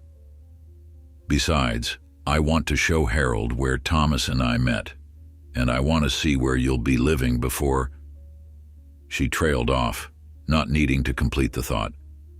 Before she might not be able to travel anymore. Before the cancer might take even this simple pleasure from her. The unspoken reality hung in the air between them. "I think it's a wonderful idea," Harold said firmly, breaking the tension. "I haven't been back to campus since Thomas's graduation. It would mean a great deal to see it through your eyes, Lily." And so the following weekend found them all on a flight to California, Lily's doctor having provided detailed instructions for minimizing her exposure to pathogens, Harold having arranged for a private car service and accommodations suitable for someone with compromised immunity.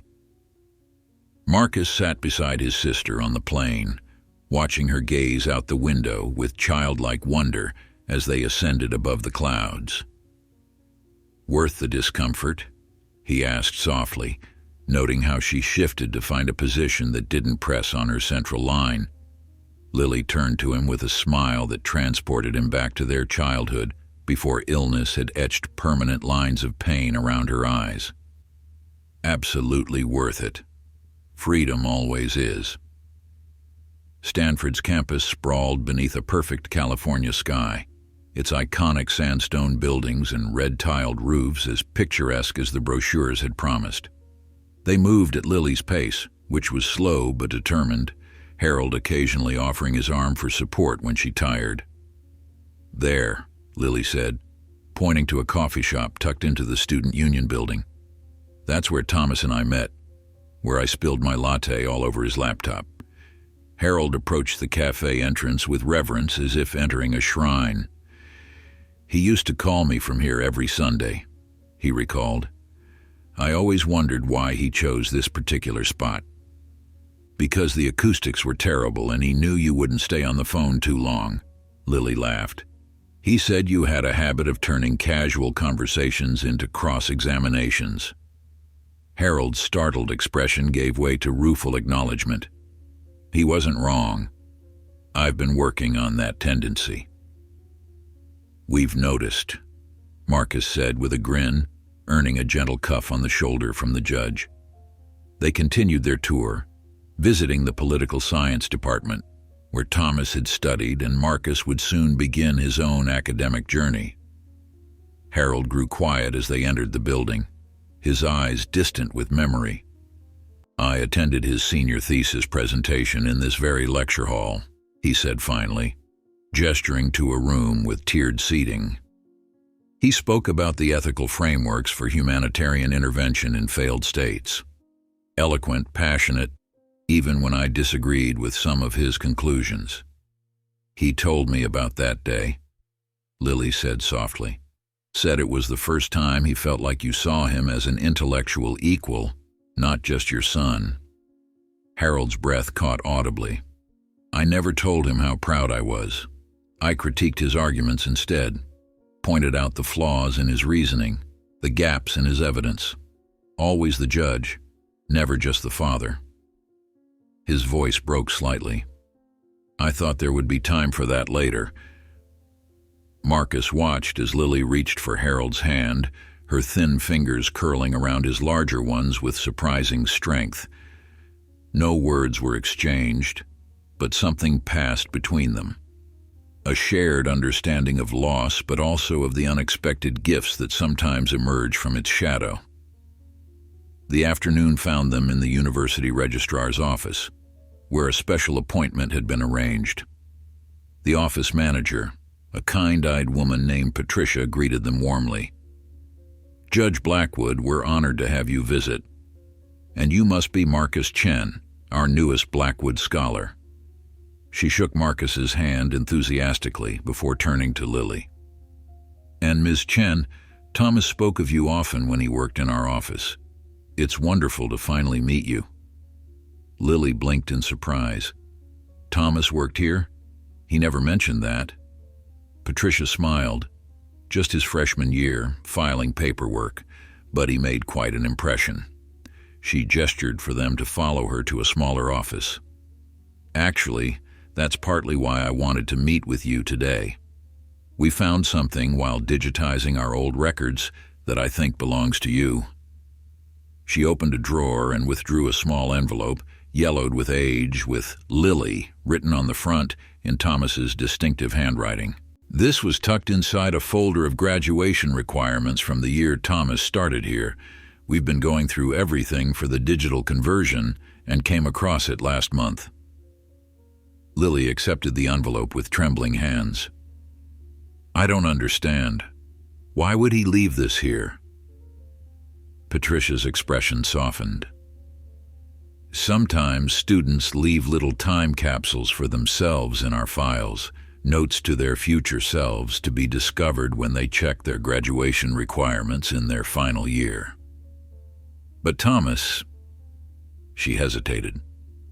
"After he enlisted, he came back to make sure his academic standing would be preserved if he returned from deployment. Maybe he left this then, thinking you might come looking for his records someday." Harold placed a supportive hand on Lily's shoulder as she carefully opened the envelope, revealing a single sheet of paper and what appeared to be a small pressed flower, a California poppy, its orange petals faded but still recognizable. "Would you like privacy?" Patricia offered, already moving toward the door. "Please," Harold nodded gratefully, "just for a few minutes." As Patricia slipped out, Lily unfolded the note with careful fingers. Marcus moved to give her space as well, but she caught his sleeve. "Stay," she whispered. "Both of you." Together they read Thomas's words, written in the same slanted script they had come to know from his other letters. Lily. If you're reading this, it means one of two things. Either we're back here together, laughing about this silly time capsule I left, or something happened to me and you came looking for pieces of our story. I hope it's the first. I fear it might be the second. I want you to know that loving you has been the most unexpected joy of my life. You've challenged everything I thought I knew about myself, about the world, about what matters. Whatever happens next, whether I come home to you or only exist in your memory, please remember that some loves transcend time and circumstance. Ours is one of them. The poppy is from our hike in the hills above campus, the day I first told you I loved you. You said the whole hillside looked like it was on fire with hope. Keep it as a reminder that even after wildfires, the poppies always return. With all my heart, Thomas. A P.S. If my father is with you, and somehow I think he might be, tell him I understand now why he pushes so hard for what he believes is right. I've found my own hills worth defending. I hope that makes him proud. The silence that followed was broken only by the soft sound of Lily's tears and Harold's ragged breathing as he struggled to maintain his composure. Marcus stood still, bearing witness to this moment that felt both intensely private and somehow universal, the eternal conversation between those who leave and those who remain, between what is lost and what is found. Finally, Lily carefully refolded the letter, the pressed poppy nestled safely inside. He knew, she said softly. Somehow he knew we'd all be here together. Harold nodded beyond words. Marcus looked between them, his sister cradling a 7-year-old message from her lost love, the judge finally receiving the validation he had never given himself permission to seek from his son, and understood with sudden clarity that his journey to Stanford was about more than education or opportunity. It was about continuing a story that had begun long before he entered that courtroom, a story he was now irrevocably part of. And for the first time since Lily's diagnosis, since the night at the memorial, since the moment handcuffs had closed around his wrists, Marcus felt not just acceptance of this unexpected path, but genuine gratitude for where it had led them all. August arrived with a sense of accelerating time, each day bringing Marcus closer to his departure for Stanford. The Chen household became a staging ground for college preparations. Piles of dorm essentials growing in the living room, checklists taped to the refrigerator, endless discussions about which family photos would make the journey west. Through it all, Lily maintained her role as chief advisor, despite the fatigue that increasingly kept her confined to bed or couch. The Stanford trip had taken more out of her than she would admit, but she refused to let exhaustion dampen her enthusiasm for Marcus's future. "You need more socks," she insisted one afternoon as they reviewed his packing list. "California's not as warm as you think, especially in the mornings, and you'll go weeks without doing laundry because you're a disaster of a human being."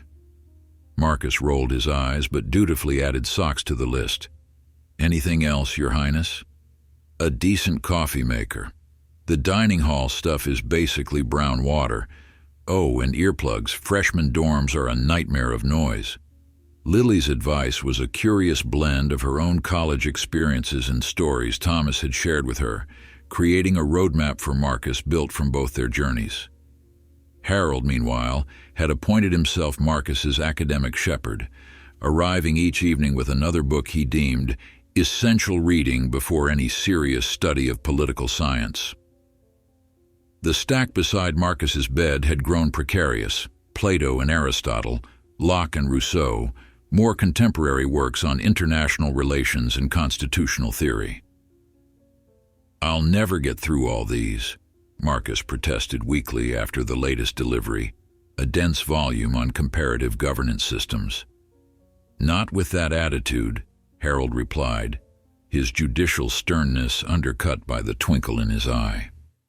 "Besides, half the battle in college is learning to be selective in your reading." Focus on introductions, conclusions, and first paragraphs of each section. You'll absorb the essence.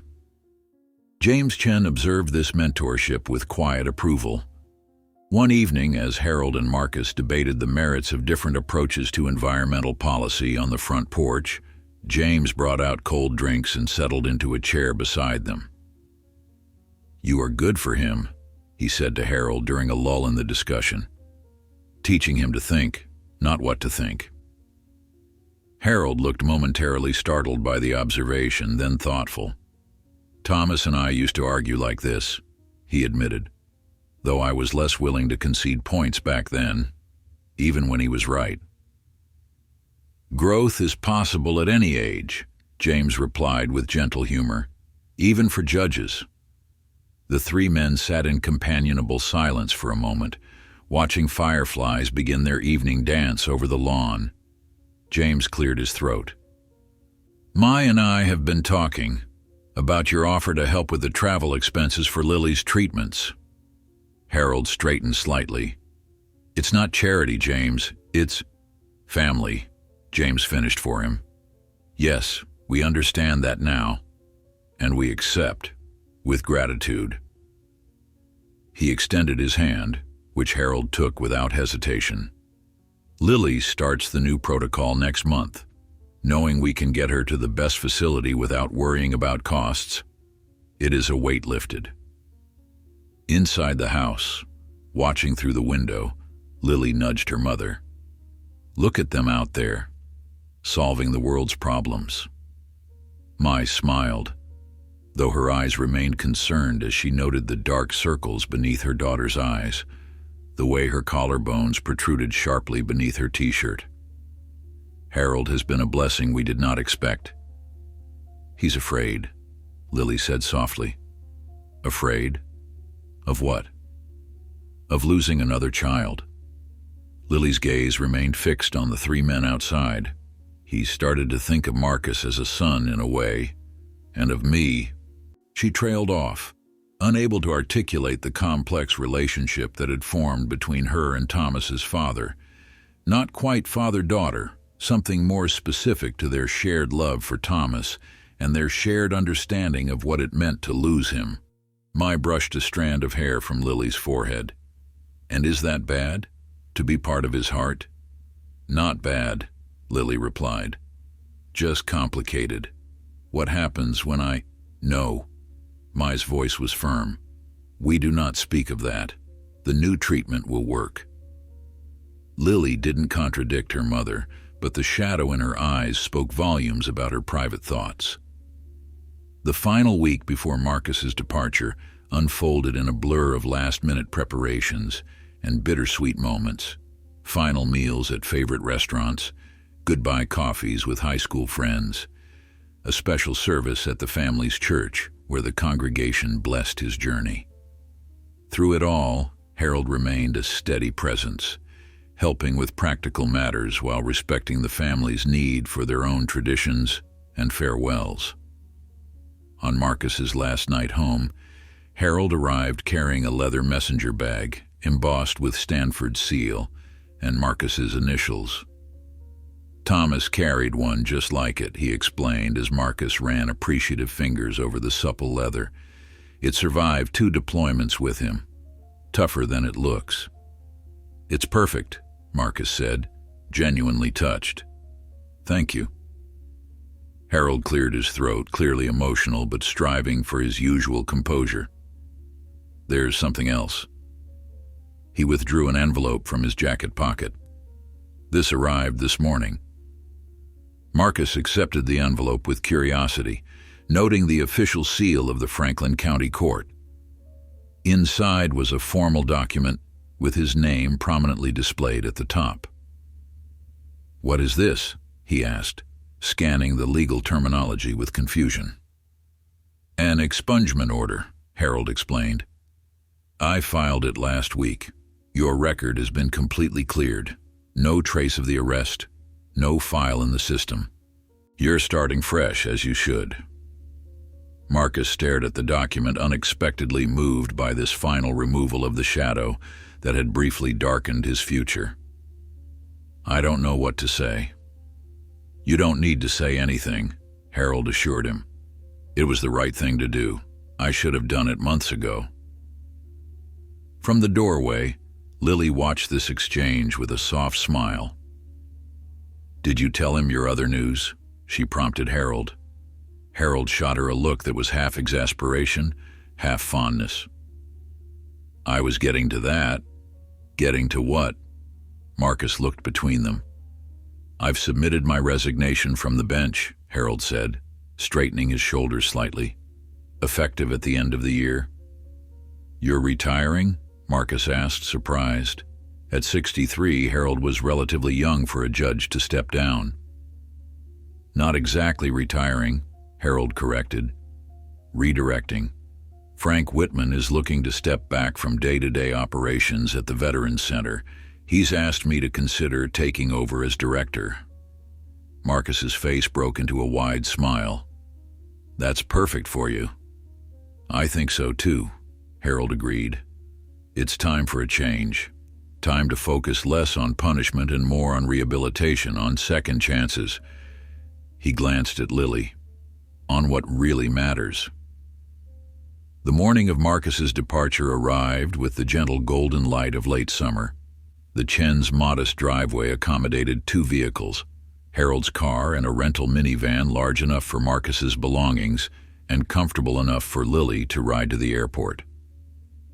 Loading proceeded with the organized chaos typical of any family sending a child to college, last-minute additions to suitcases, debates about whether certain items were necessary, my pressing snacks for the journey into everyone's hands with the insistence that airport food was neither adequate nor affordable. As James secured the last bag in the minivan, Marcus found himself momentarily alone on the front porch, taking a final look at the home he'd grown up in. The weight of what he was leaving, and who he was leaving, settled on his shoulders with unexpected heaviness. Having second thoughts? He turned to find Lily standing in the doorway, leaning against the frame for support. She looked frailer than ever in the morning light, but her eyes remained bright with the fierce intelligence that illness had never dimmed. Not about Stanford, Marcus clarified. Just about... He gestured vaguely, encompassing the house, the family, her. Lily moved to stand beside him, bumping his shoulder gently with hers. I'll be okay, you know. Mom and Dad will take care of me. And now we have Harold, too. It feels wrong to go when you're still fighting, Marcus admitted, giving voice to the guilt that had gnawed at him all summer. And it would be wrong to stay, Lily countered firmly. My fight is mine. Yours is waiting for you at Stanford. She took his hand, her fingers cool against his palm. Besides, Thomas will be with you there, in a way. And so will I. Marcus squeezed her hand, unable to speak past the tightness in his throat. There's something I need you to promise me, Lily continued, her voice lowering. Something important. Anything. If I don't... She paused, visibly collecting herself. If the worst happens, Harold will need you. He's lost 1 child already.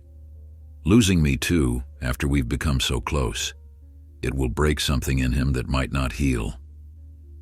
Marcus stared at her, the reality of what she was asking hitting him like a physical blow. Lily, you can't ask me to...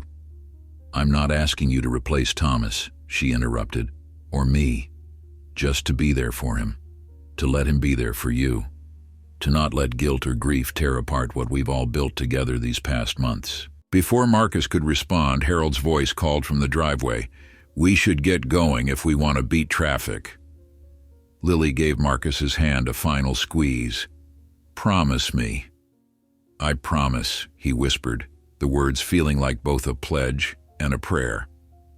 The drive to the airport passed in a haze of forced cheerfulness and practical conversations about flight times and campus orientation schedules. At the terminal, goodbyes were exchanged with the awkward intensity unique to family separations. My fussing over Marcus's appearance one last time, James offering quiet words of wisdom, Harold providing a last-minute rundown of useful contacts at Stanford. When it came to Lily's turn, she pulled Marcus into a fierce hug despite her limited strength. "Remember what we talked about," she murmured against his ear, "and remember that I am so incredibly proud of you." As Marcus finally walked toward the security checkpoint, he turned back for one last look.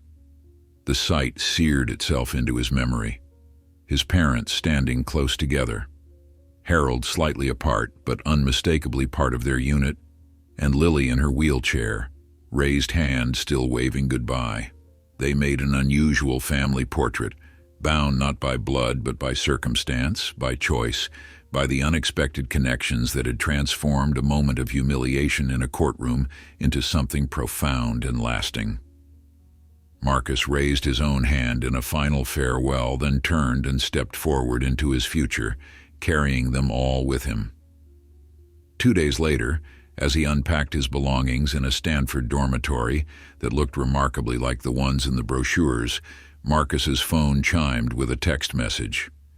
It was from Harold, a simple image with no caption, the Veterans Memorial at sunset, freshly planted with late summer flowers, a small figure visible tending the garden beds.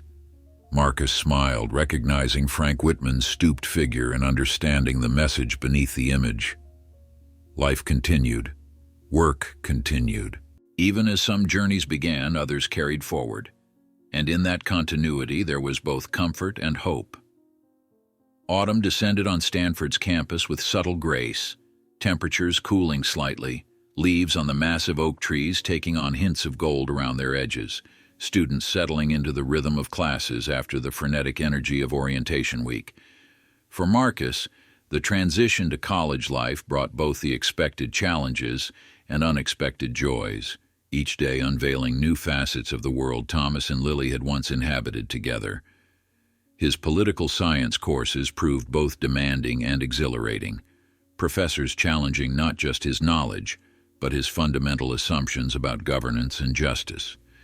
During late-night study sessions, Marcus often found himself channeling Harold's meticulous analytical approach or recalling points from their summer debates on the porch.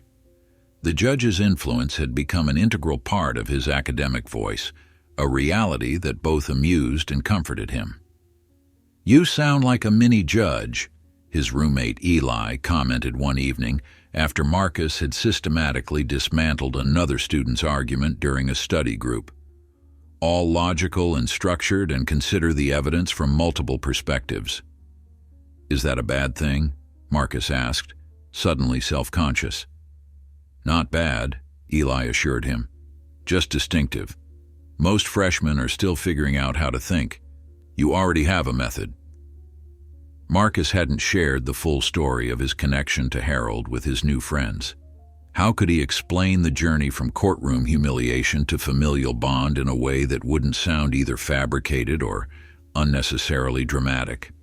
Instead, he simply mentioned a mentor back home who had helped prepare him for college-level discourse. Some aspects of Stanford felt hauntingly familiar despite never having visited before his trip with Lily and Harold. The coffee shop where Thomas and Lily had met became Marcus's favorite study spot, the baristas quickly learning his usual order. He found himself drawn to the hillside Lily had mentioned in Thomas's letter, where California poppies bloomed in scattered patches even in autumn, their orange petals like small flames against the dry grass. One October afternoon, as golden hour bathed the campus in warm light, Marcus climbed to the highest point of the poppy field and took a panoramic photo, sending it to both Lily and Harold with the caption, "Some hills are worth defending." Harold's response came immediately. "Indeed they are. Thomas would be proud of how you're carrying his banner." Lily's reply arrived later that night.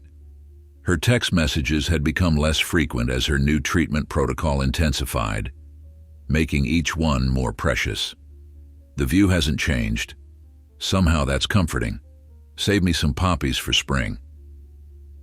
Marcus stared at those last words for a long time. Save me some poppies for spring.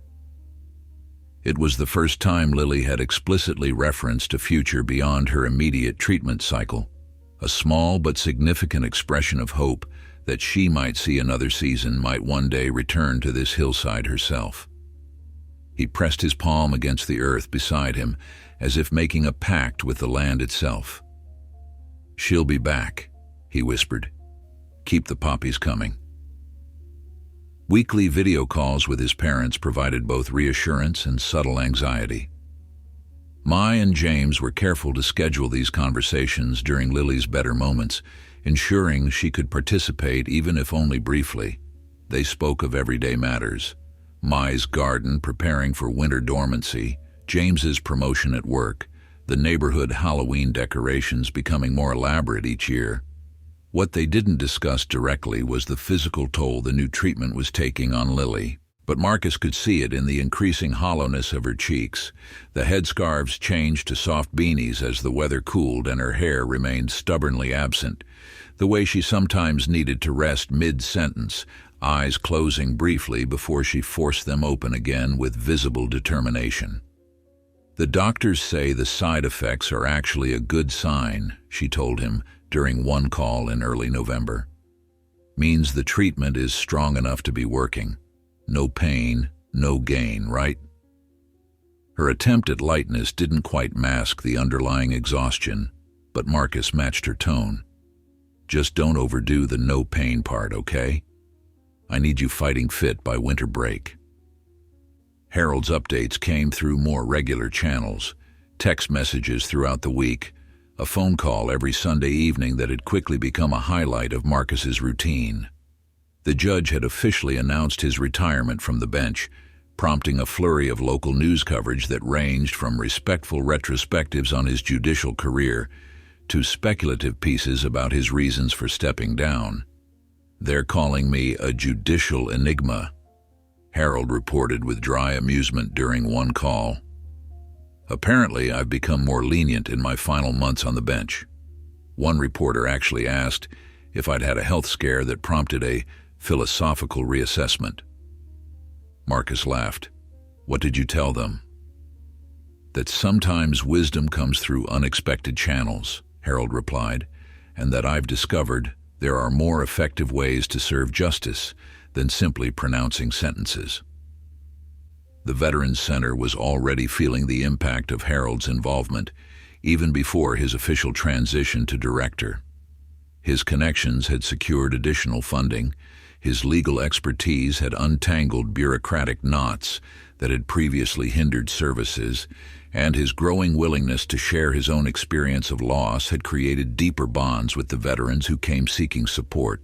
"Frank says I'm a natural," Harold confided, a note of surprise in his voice. "Says the veterans trust me because I don't pretend to have all the answers." "That's new for you," Marcus teased. "Not having all the answers." "Humbling," Harold agreed, "but necessary. In court, certainty was my stock in trade. Here, admitting uncertainty is often the first step toward genuine help." As November deepened toward Thanksgiving, Marcus faced the familiar freshman dilemma: whether to spend the significant time and money required to fly home for a brief holiday, or to save those resources for the longer winter break. His parents insisted he stay at Stanford, citing the prohibitive cost of last-minute flights and the brevity of the break. "It's only 3 days," James reasoned during their weekly call. "Not worth the expense for such a short visit." But Marcus could read between the lines. Lily was in the middle of a critical treatment phase, the household likely revolving around her medical needs rather than holiday preparations. His presence would add another element to manage, another person requiring emotional energy when resources were already stretched thin. "I understand," he assured them. "Plenty of international students stay on campus for Thanksgiving. I won't be alone." What he didn't expect was Harold's call the next day. "I hear you're staying at Stanford for the holiday," the judge began without preamble. "News travels fast," Marcus observed. "Your mother mentioned it when I drove Lily to her appointment yesterday," Harold explained. "Which brings me to my proposition. What if I flew out there for Thanksgiving? I have accumulated vacation time that will essentially disappear when I officially retire, and I've never seen Stanford in the fall. The offer caught Marcus off guard. You'd fly across the country just for a 3-day weekend? Why not? Harold countered.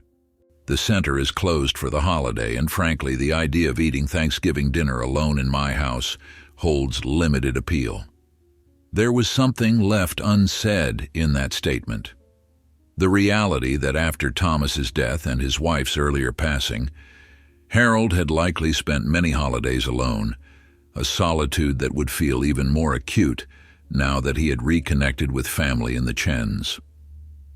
I'd like that, Marcus said simply. A lot, actually. Harold arrived the day before Thanksgiving, checking into a hotel near campus but spending most of his time with Marcus, exploring the university with the curious eye of someone seeing a beloved place through new perspectives. They visited Thomas's old dormitory, the lecture halls where he had studied, the quiet corners of the library where he had prepared for exams.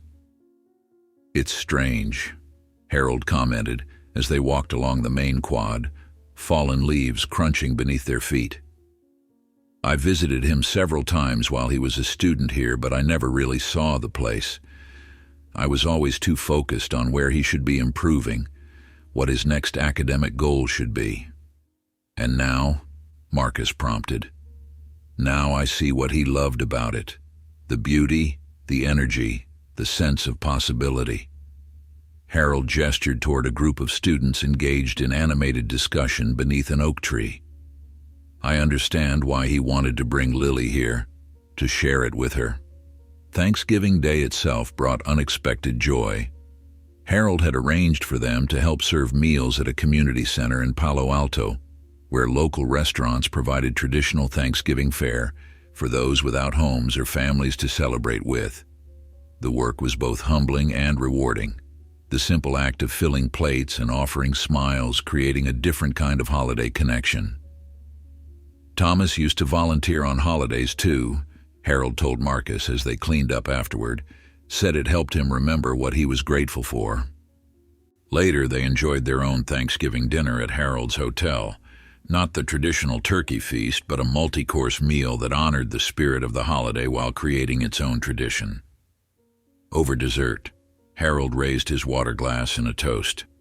To absent family, he said simply. Those we carry with us even when apart. Marcus touched his glass to Harold's, the moment solemn but not sad, a recognition of the spaces between them filled with remembered love, rather than emptied by distance or loss. That evening, as they sat in comfortable silence on the hotel balcony watching the sunset paint the sky in shades reminiscent of California poppies, Marcus's phone rang with a video call from home. He answered to find not just his parents, but Lily as well, looking surprisingly energetic despite the late hour in their time zone.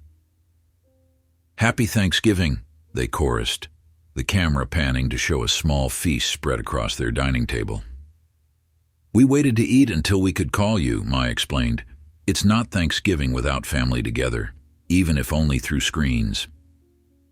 Marcus angled his phone to include Harold in the frame. "We've been thinking about you all day, too." What followed was as close to a normal family holiday as technology would allow.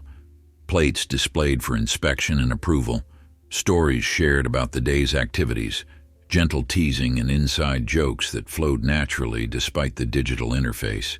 Lily seemed more animated than she had in weeks, her eyes bright with something beyond the fevered glare of sickness. As the call was ending, she asked to speak with Marcus alone for a moment.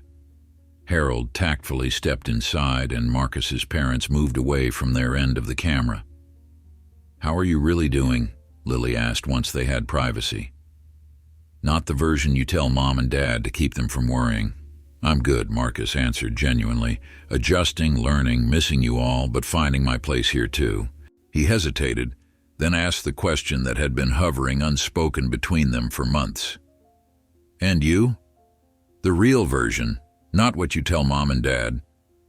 Lily's smile softened, becoming more genuine rather than less. "Actually, the real version is hopeful. She leaned closer to the camera, lowering her voice conspiratorially. "Don't jinx it, but my latest numbers are better. The treatment is working, Marcus. Not a miracle cure, not a guarantee, but working."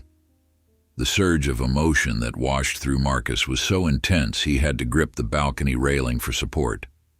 "Lily, that's cautiously optimistic," she interrupted, tempering his reaction with her characteristic pragmatism. "That's what Dr. Levine says. We still have a long road ahead, but—" She shrugged, the gesture reminiscent of her old self, before illness had made her movements so deliberate. "Maybe I'll get to see those poppies in spring after all." Later, after the call ended and Harold had returned to the balcony with cups of hot tea, Marcus shared Lily's news. The judge's reaction mirrored his own. Cautious elation, the sudden lightening of a burden so constant they had almost forgotten its weight until it began to lift. "2 spring poppies," Harold said, raising his teacup in another toast. "2 spring poppies," Marcus echoed, his voice steady despite the hope threatening to overwhelm it. As darkness settled over Stanford, Marcus found himself thinking of that first day in court. How certain he had been that his future was derailing before his eyes.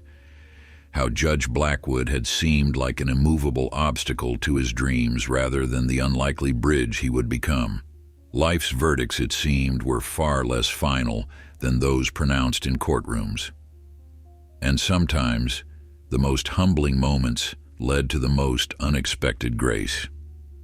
Spring arrived at Stanford with a burst of color that exceeded even the glossy brochure photographs. The hills surrounding campus erupted in waves of wildflowers, golden poppies interspersed with purple lupine and white yarrow, creating a natural tapestry that drew students from their libraries and dormitories to study beneath open skies. For Marcus, completing his second semester, the beauty held particular significance, each poppy a small beacon of the hope that had carried their family through the darkest winter months. Lily's cautiously optimistic prognosis had evolved into something more definitive by February. The aggressive treatment protocol, combined with the experimental immunotherapy her doctors had fought to include her in, had produced results that exceeded even the most optimistic projections.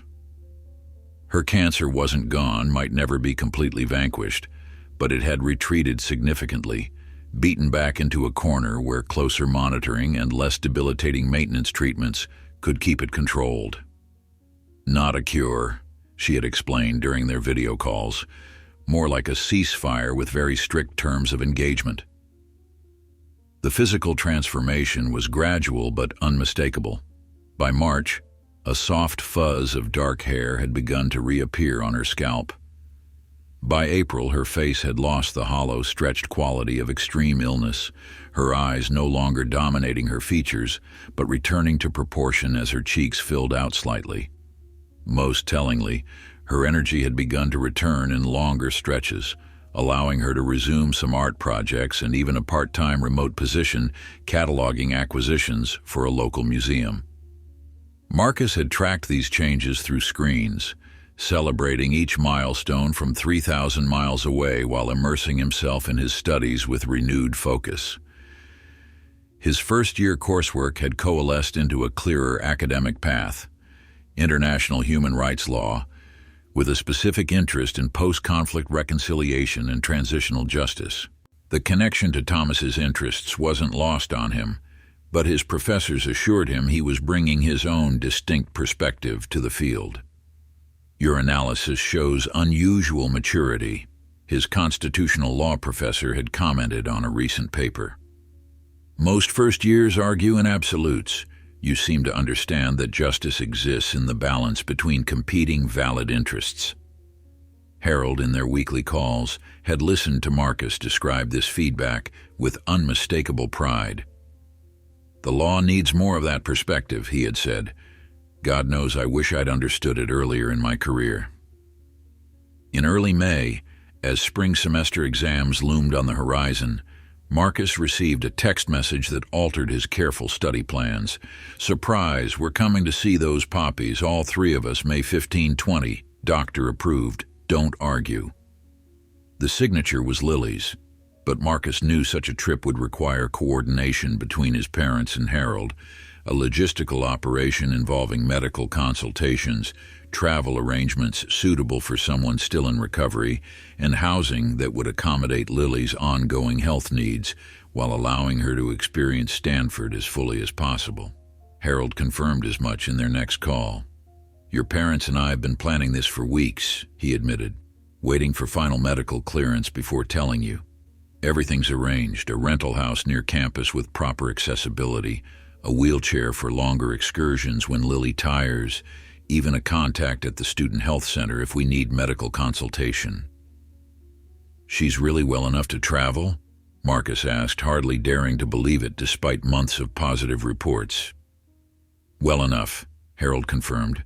"Not completely out of the woods, but strong enough for this journey." "She's earned it, Marcus. We all have." The 5 days of their visit unfolded like a dream sequence. Familiar people transported into the new world Marcus had created for himself at Stanford, past and present merging into a single narrative. Harold arrived first, a day ahead of the Chen family, helping Marcus prepare the rental house and providing a buffer of calm before the emotional reunion. When Mai, James, and Lily finally arrived from the airport, Marcus found himself frozen momentarily at the threshold, absorbing the sight of his sister actually standing without support, on the front path, her face tilted up toward the California sunshine with an expression of pure joy. She was thinner than her healthiest days, her movement still careful, but the shadow of death that had hovered around her for so long had receded to the point where Marcus could see more of life than illness when he looked at her. They embraced with the profound gratitude of people who had faced the real possibility of never sharing such a moment again. "You did it," he whispered against her hair, now grown into a short, pixie-like style that suited her delicate features. "You actually made it to spring." "Told you to save me some poppies," she replied, her voice stronger than he had heard it in over a year. The visit became a pilgrimage of sorts, to the places Thomas had loved, the spots where he and Lily had created memories, the classrooms where Marcus was now forging his own path. They moved at Lily's pace, which was steadier than anyone had dared hope, but still required frequent rest breaks and early nights. Harold accompanied them everywhere, his role now fully transformed from the stern judge who had once humiliated Marcus to something between mentor and family member, a person who belonged with them so naturally that other students assumed he was Marcus's grandfather when introduced. On their 3rd day, they made the journey Marcus had been both anticipating and dreading, the climb to the poppy-covered hillside Thomas had mentioned in his letter, where he had first told Lily he loved her years earlier. They drove as far as the access road allowed, then faced a moderate hike to reach the best viewpoint. "I can make it," Lily insisted when Mai suggested she might want to wait in the car. "I've been building my stamina for this specifically." And she did make it, though the climb took 3 times longer than it would have before her illness, with frequent pauses that they all pretended were for admiring the increasingly spectacular views rather than for catching her breath. Harold stayed beside her the entire way, one hand hovering near her elbow, never touching but ready to support if needed. The hilltop, when they finally reached it, erupted in a sea of orange poppies swaying gently in the afternoon breeze. The Pacific Ocean was visible in the distance, a blue line separating earth from sky, while Stanford's campus spread out below them like a miniature terracotta village. Lily stood silently amid the flowers, eyes closed, face raised to the sun. Then, without opening her eyes, she reached out, one hand finding Harold's, the other finding Marcus's, creating a circle completed by James and Mai. "Thomas and I sat right here," she said finally, opening her eyes. "Almost 8 years ago. We talked about all the things we would do together, all the places we would go. Her voice caught slightly, but she continued stronger. Most of those dreams didn't come true. But this one, having all of you here together, this is something even better than what we imagined. Harold squeezed her hand, his judicial composure abandoned in the face of naked emotion. Thomas brought us together, he said. In death, he created connections that never would have formed in life. And nearly getting arrested helped too, Marcus added, drawing surprised laughter from everyone. Let's not forget that Judge Blackwood almost threw me in juvenile detention before he knew who I was. Harold's laughter was the loudest, his eyes crinkling with genuine mirth. One of the finest misjudgments of my career, he acknowledged, though I prefer to think I would have recognized your character eventually, even without the dramatic revelation about Thomas. You were pretty scary, Marcus reminded him, all stern glares and sarcasm. I was, Harold nodded, sobering slightly. For years after Thomas died, I think I was angry at the world for continuing when he couldn't. I took that anger into my courtroom every day. And now? Lily asked gently. Harold gestured to the vista spread before them, to the family circle they had formed. Now I'm grateful the world continued, that it brought me to all of you, that I get to be part of whatever comes next.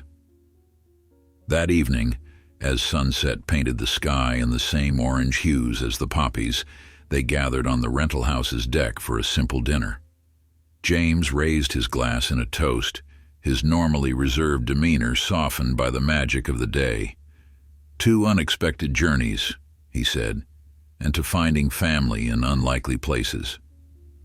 Later, as the others prepared for bed, Marcus found Lily sitting alone on the deck, wrapped in a blanket against the cooling night air.